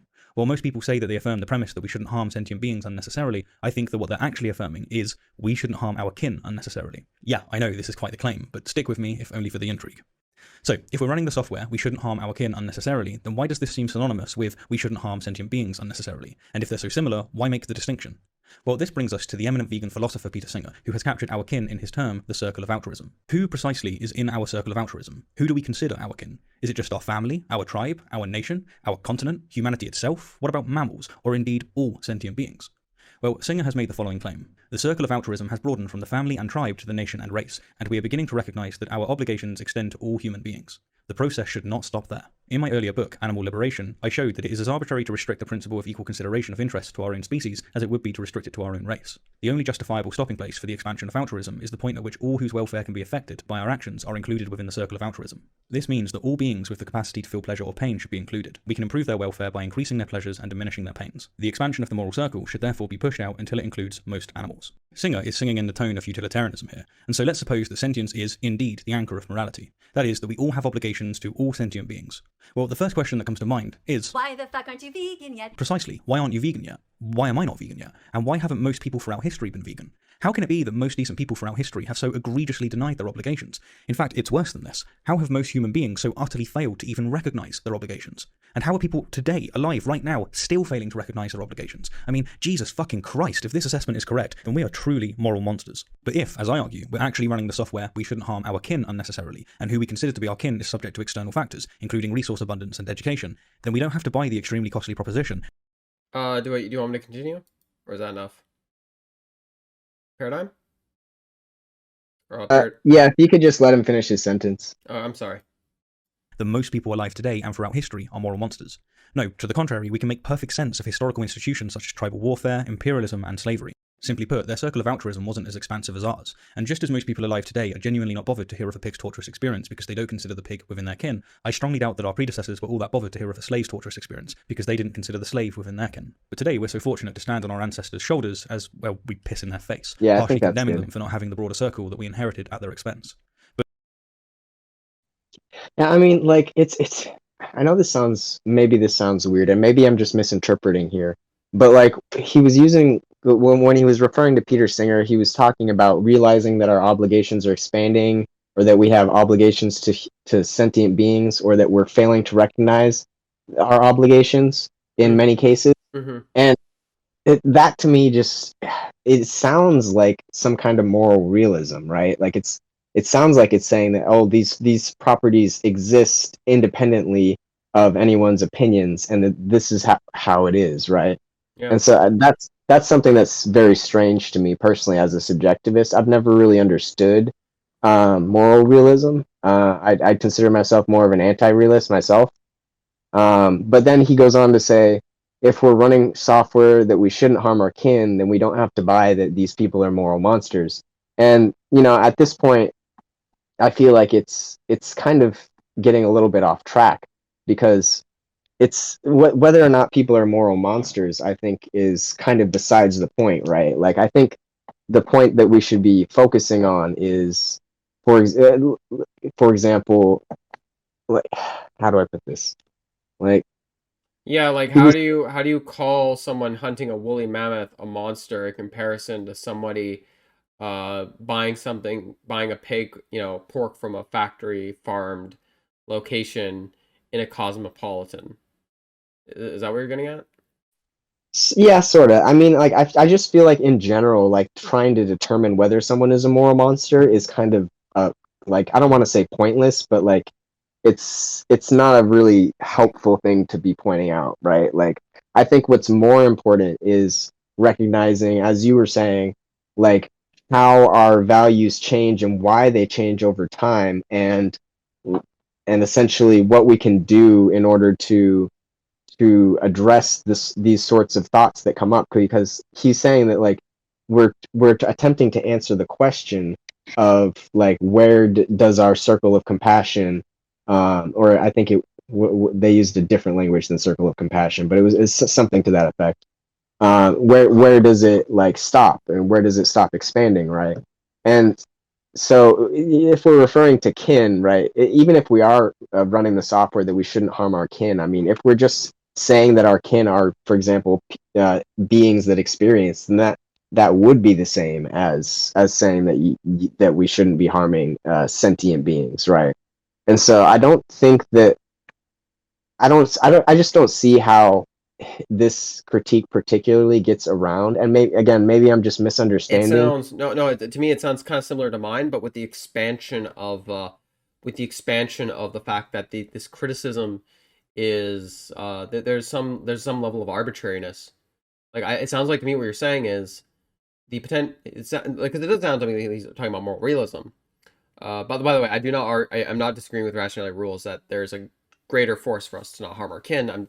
It was just a counter argument as well earlier, but I think what you're saying is like just like how we have evolved to not harm our kin, these same evolutionary drivers are affecting us to not harm animals. It's affecting us to not harm other things as well, thus driving the moral compassion circle forward. Thus expanding on what I was trying to say earlier, that morality is an evolving concept. And, God knows if it's sexually selected or even naturally selected, but it's in us for some reason. Sure. And, like, I think that, as a moral relativist myself, it's the development of our philosophical underpinnings that we use to come to our justifications that are leading us to new answers. And it's the process of becoming more aware of these and fleshing them out, and considering the how do I put this? Considering, like, the prerequisites, I suppose, would be one way to put it, that lead us to make the assessments that we do in a moral scope. Sorry, could you say it one more time? Maybe. Let me see. It leads us to allow us to make the moral assessments that we do in our scope. No, I was saying within the scope of morality. Just to clarify that I was speaking normatively. All right, wait. You say you're a moral relativist as well. Yeah. So okay, so you believe that like could you that popularity defines moral objectivism, or like what do you? No, I'm not a cultural relativist. No. I mean, so oh no, I think I meant to say I think I might be mixing up moral relativism and cultural relativism. I'm a little tired. You're good. I mean, technically, cultural relativism is a form of moral relativism, so I think that's a fair kind of point that you're not point, but assumption on your part. But no, I'm personally I'm not a cultural relativist. I'm a moral relativist. So like for me, like what makes something right or wrong is my attitude towards it, right? And I would consider that to be true of any other person as well. So like for example, like I might say abortion is wrong, and someone else might say, well, abortion is fine, right? And then these what makes that proposition either true or false is going to be depending on the attitude. So like when I say something is wrong, what I'm really saying is I disapprove of this, or which can be true or false, right? I'm either lying or I'm not. Does that make sense? Yeah, and so what you were just saying earlier is it kind of confuses you the how he makes his assessments morally. Yeah, what was confusing to me is that it sounds like he was hinting at some sort of form of moral realism where he's saying that like, oh well, like what we're doing is we're realizing that our obligations are expanding, or like uh that we have these obligations and we're failing to recognize these obligations, right? And I just, to me, that wouldn't be true, right? Because if someone, for example, on their own normative theory does not have an obligation to not harm other sentient beings, if they don't have a value to not murder other sentient beings, then I wouldn't consider that to be an obligation, like regardless of uh, like for them, that is, right, regardless of whatever considerations that might be on the broader scope, or that might be more popular. Yeah. So I mean that's kind of weird to me, and like I said, maybe I'm misunderstanding this, but like it sounds like a sort of moral realist point. Yeah, to me, like just all of it. Were you trying to get at the point that when it comes towards like like moral obligations, even if it is the case that we evolve to care for our kins, it doesn't mean that our moral obligations, based off our reasons outside our evolutionary purposes, are not important. Sorry, could you say that one more time? Oh, our moral justifications and reasons, regardless of our evolution, that just because we have our moral reasons, based off of like our moral reasons and justifications, still have merit regardless of our evolution. Yeah, I think that's one interpretation that you could take from what I said, and I think that would be fairly accurate. And the other interpretation would be, I'm sorry. You're fine. I think I have ADD, honestly. I really do try to listen. I'm so sorry. Oh no, you're totally fine, dude. I think the other interpretation from what I'm saying is essentially that, like, moral obligations, as I understand them, are subject to the attitudes and the preferences of the individual in question and how they hash out their normative theory. And so, because of that, I don't accept the idea that like we all have this obligation to accept any normative proposition X, right?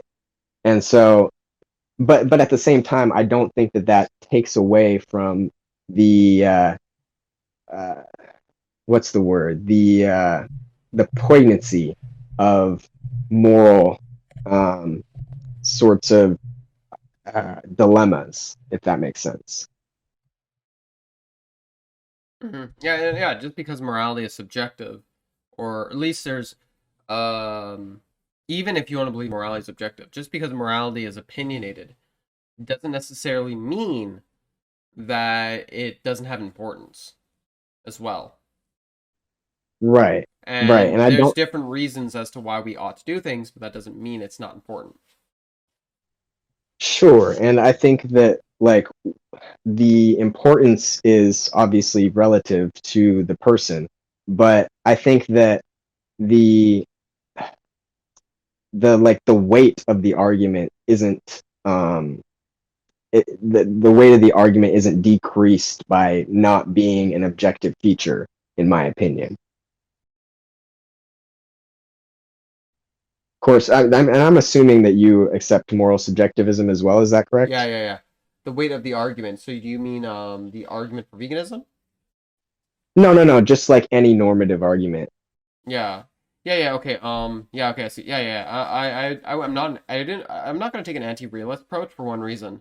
I'm just not interested in it. I'm not interested in defending the view. I just say morality could be objective, but I haven't been shown otherwise, and I just. Oh yeah, I'm open to that as well. No, I'm honestly a part of that position is just like on that I just haven't read enough, and I'm just not. I'm more interested in other things. Sure. Yeah. I think I got moral relativism mixed up with cultural relativism. Cultural relativism is the relative culture. That was. I missaid my. Oh well. So we'll finish the video. Cool. Yeah, sounds good. Win, but it won't be because it's wrong to unnecessarily harm sentient beings. It won't be because the ethical vegan argument is sound. No, it will be because our tentative circle of... As well, earlier when he was talking about public pressure or people caring about what other people think around them, and it will change. I mean, it also misses the point as to why people are going to care about that to begin with.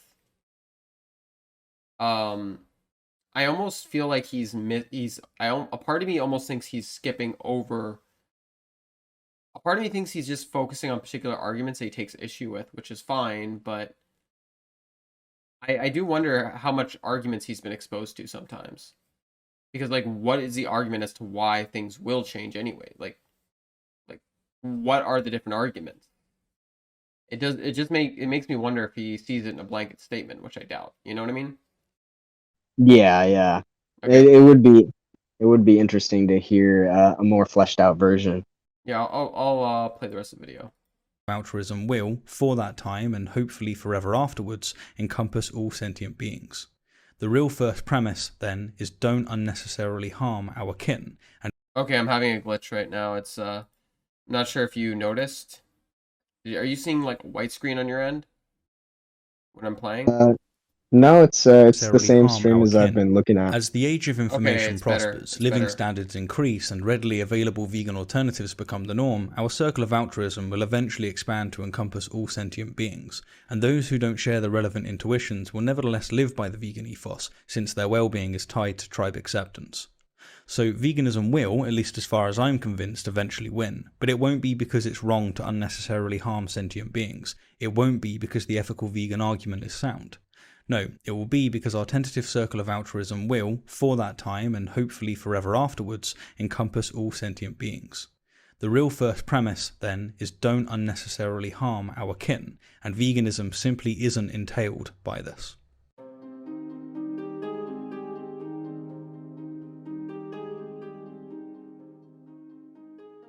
So we're at the conclusion now, and I still haven't really, or at least directly, answered the question of why I'm not vegan. So let's do it. Well, building upon what we've just covered, I have this following scenario.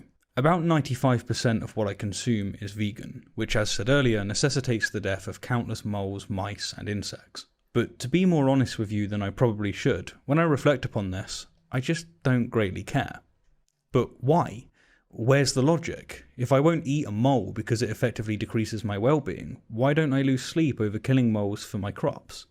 And crucially, know that necessity just isn't relevant here. What's relevant is my circle of altruism, my emotional state, and yet it's completely inconsistent, not only in what species are within it, but also what members of each species are within it. Why? And the same is true, though to a far lesser extent, when it comes to the consumption of meat. If one consumes cows, pigs, chickens and so on, then they are, over their lifetime, going to commission the exploitation and suffering of a staggering number of sentient beings. And for me, personally, the knowledge of so many animals being harmed simply because I can't stomach the readily available alternatives, which are getting better and better, causes me suffering that far outstrips the pleasure I'd get from eating them. But despite the fact that I'm very selective with where I get my dairy from, if I keep consuming dairy, I'll commission the exploitation and suffering of 3 cows. But similar to the mole situation, I'm not tremendously bothered by this. To be clear, I'm certainly bothered, way more than I am about the moles, but evidently not enough. My circle of altruism is completely inconsistent. But that's the thing, that's what I was expressing in the prior chapter. I don't think that our moral software is consistent.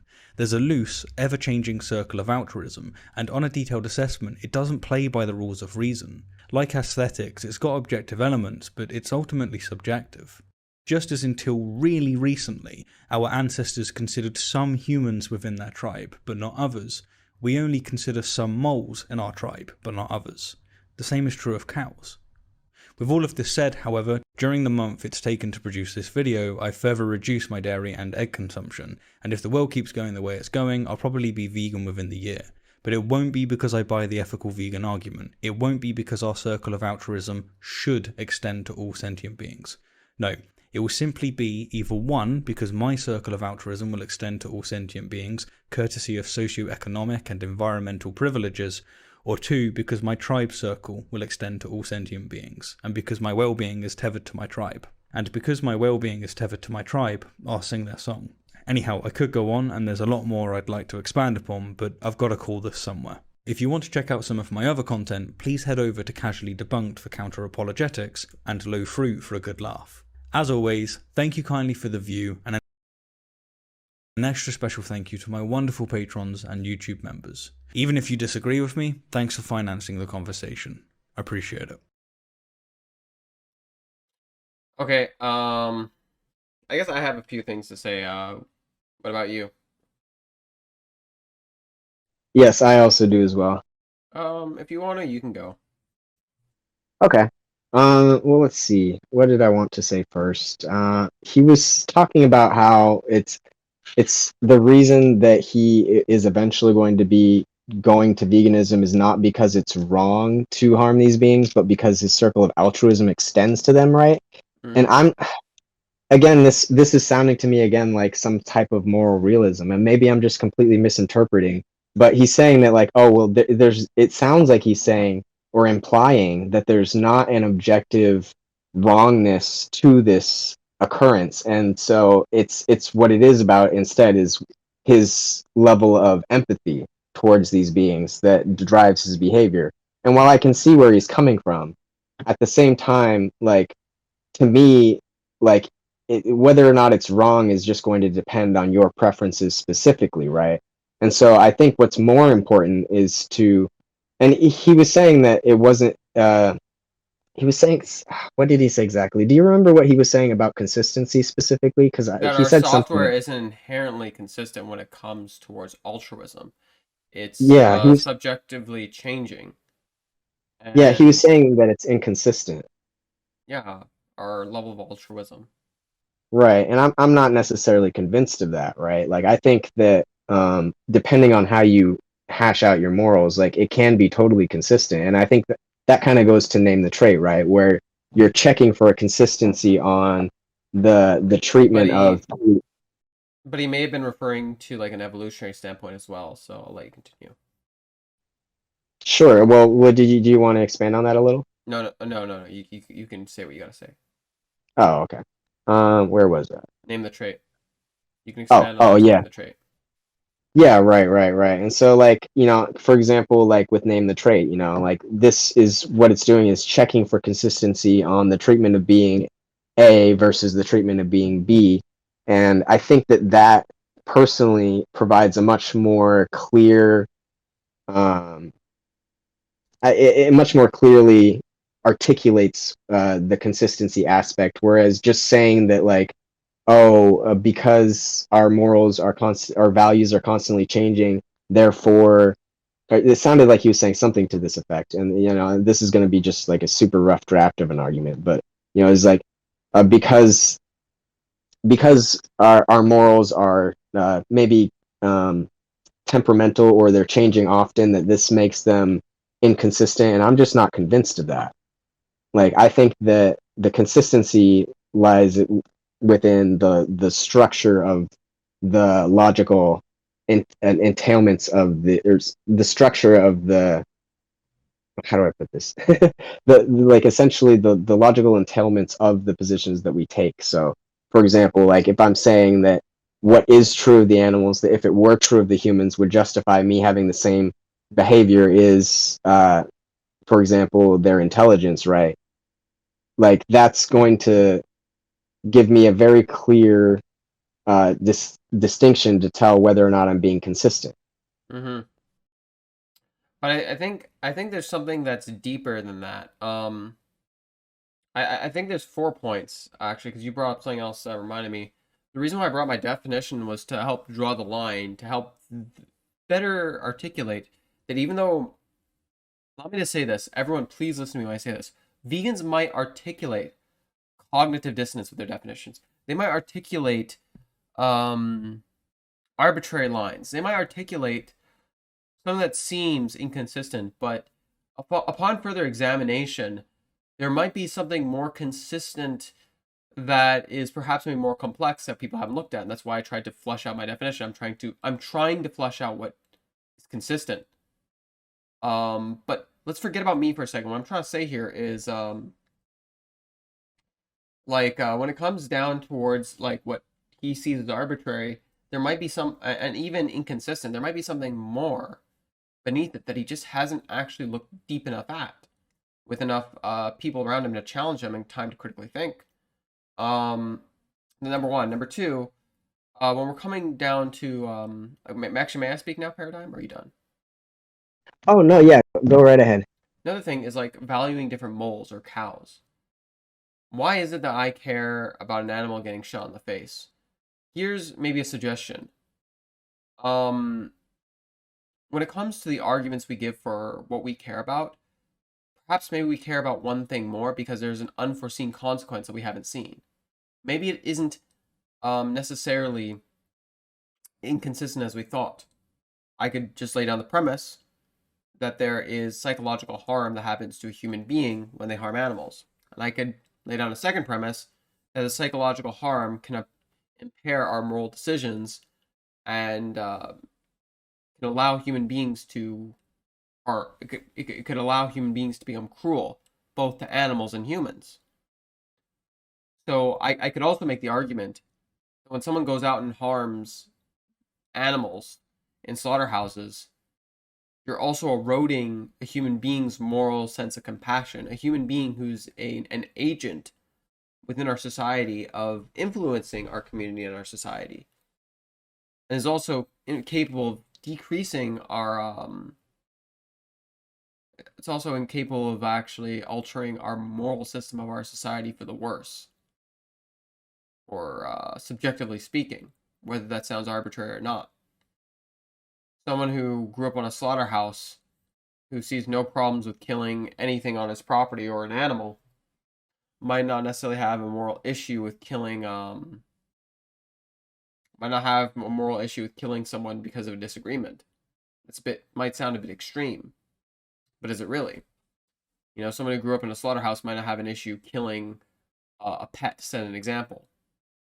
In fact, I know somebody that their parent actually took their pet outside when they were a kid, who grew up on a farm, and blew its brains out because the kid wasn't listening. You're killing animals all day, so really, what was the difference? That's another point I wanted to make, but there's a few more. When it comes down to like I think the actual value of name the trait. There's two really big values of name the trait, or consistency and inconsistency. I can make the argument for inconsistency, even if you're inconsistent. Perhaps maybe there's something more important than an actual than what might seem like a consistent principle and a consistent line in the sand, with the slave owner hypothetical. If there was a slave owner who, let's say, was able to help push forward the abolition of slavery within our society, who was completely inconsistent, you know, I personally would value that person a lot, and I'd be grateful for that person. You know, at the end of the day, wasn't more important than his consistency. So even if it isn't consistent, I still think there are very strong arguments for veganism. Even if altruism in of itself doesn't seem very consistent, there's still strong arguments for it. Beyond what was presented. But when we look at the name of the trait, then we look at the opposite end, and there's still arguments for veganism through consistency of moral consideration for life. So on both ends of the table, I don't think it really matters that much.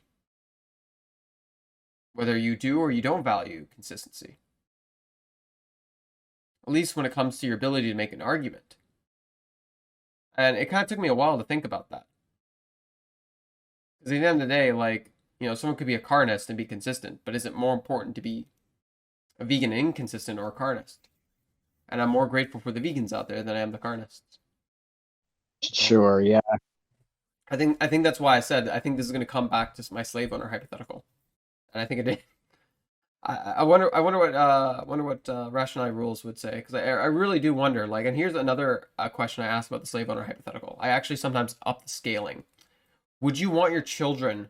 I said this around somebody who was actually a carnist, and it made him come around on this, because at first he said he would actually respect the person who was more consistent. And I said, if you had kids or if you had family members who were kids in your family, would you want them being around the person who was inconsistent but was against slavery?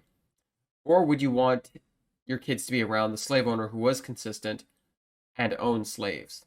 And it took him a little while, but he realized he didn't respect it as much as he thought he did. I could not imagine. I think I'd rather have my kids around a complete idiot who's well-intentioned than someone who's consistent and cruel. Yeah, I agree. And I hope that was a good thought. Yeah, it was definitely very interesting. And you know, as much as I value consistency, like I think there are more important considerations, although it is a strong one. And I think that like we don't have to have, you know, either one though. And so I think it's important that we stress the I guess the importance of consistency, but we recognize that there are also other considerations. For example, the amount of harm that's entailed by the positions being taken, right?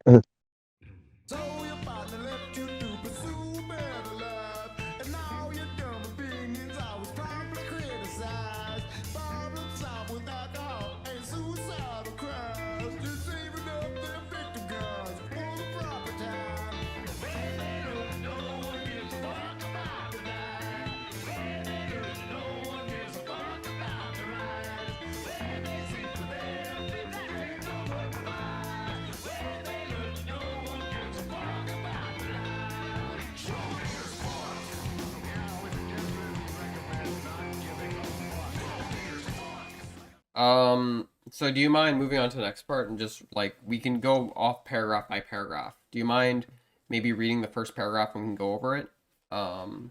Yeah, sounds good.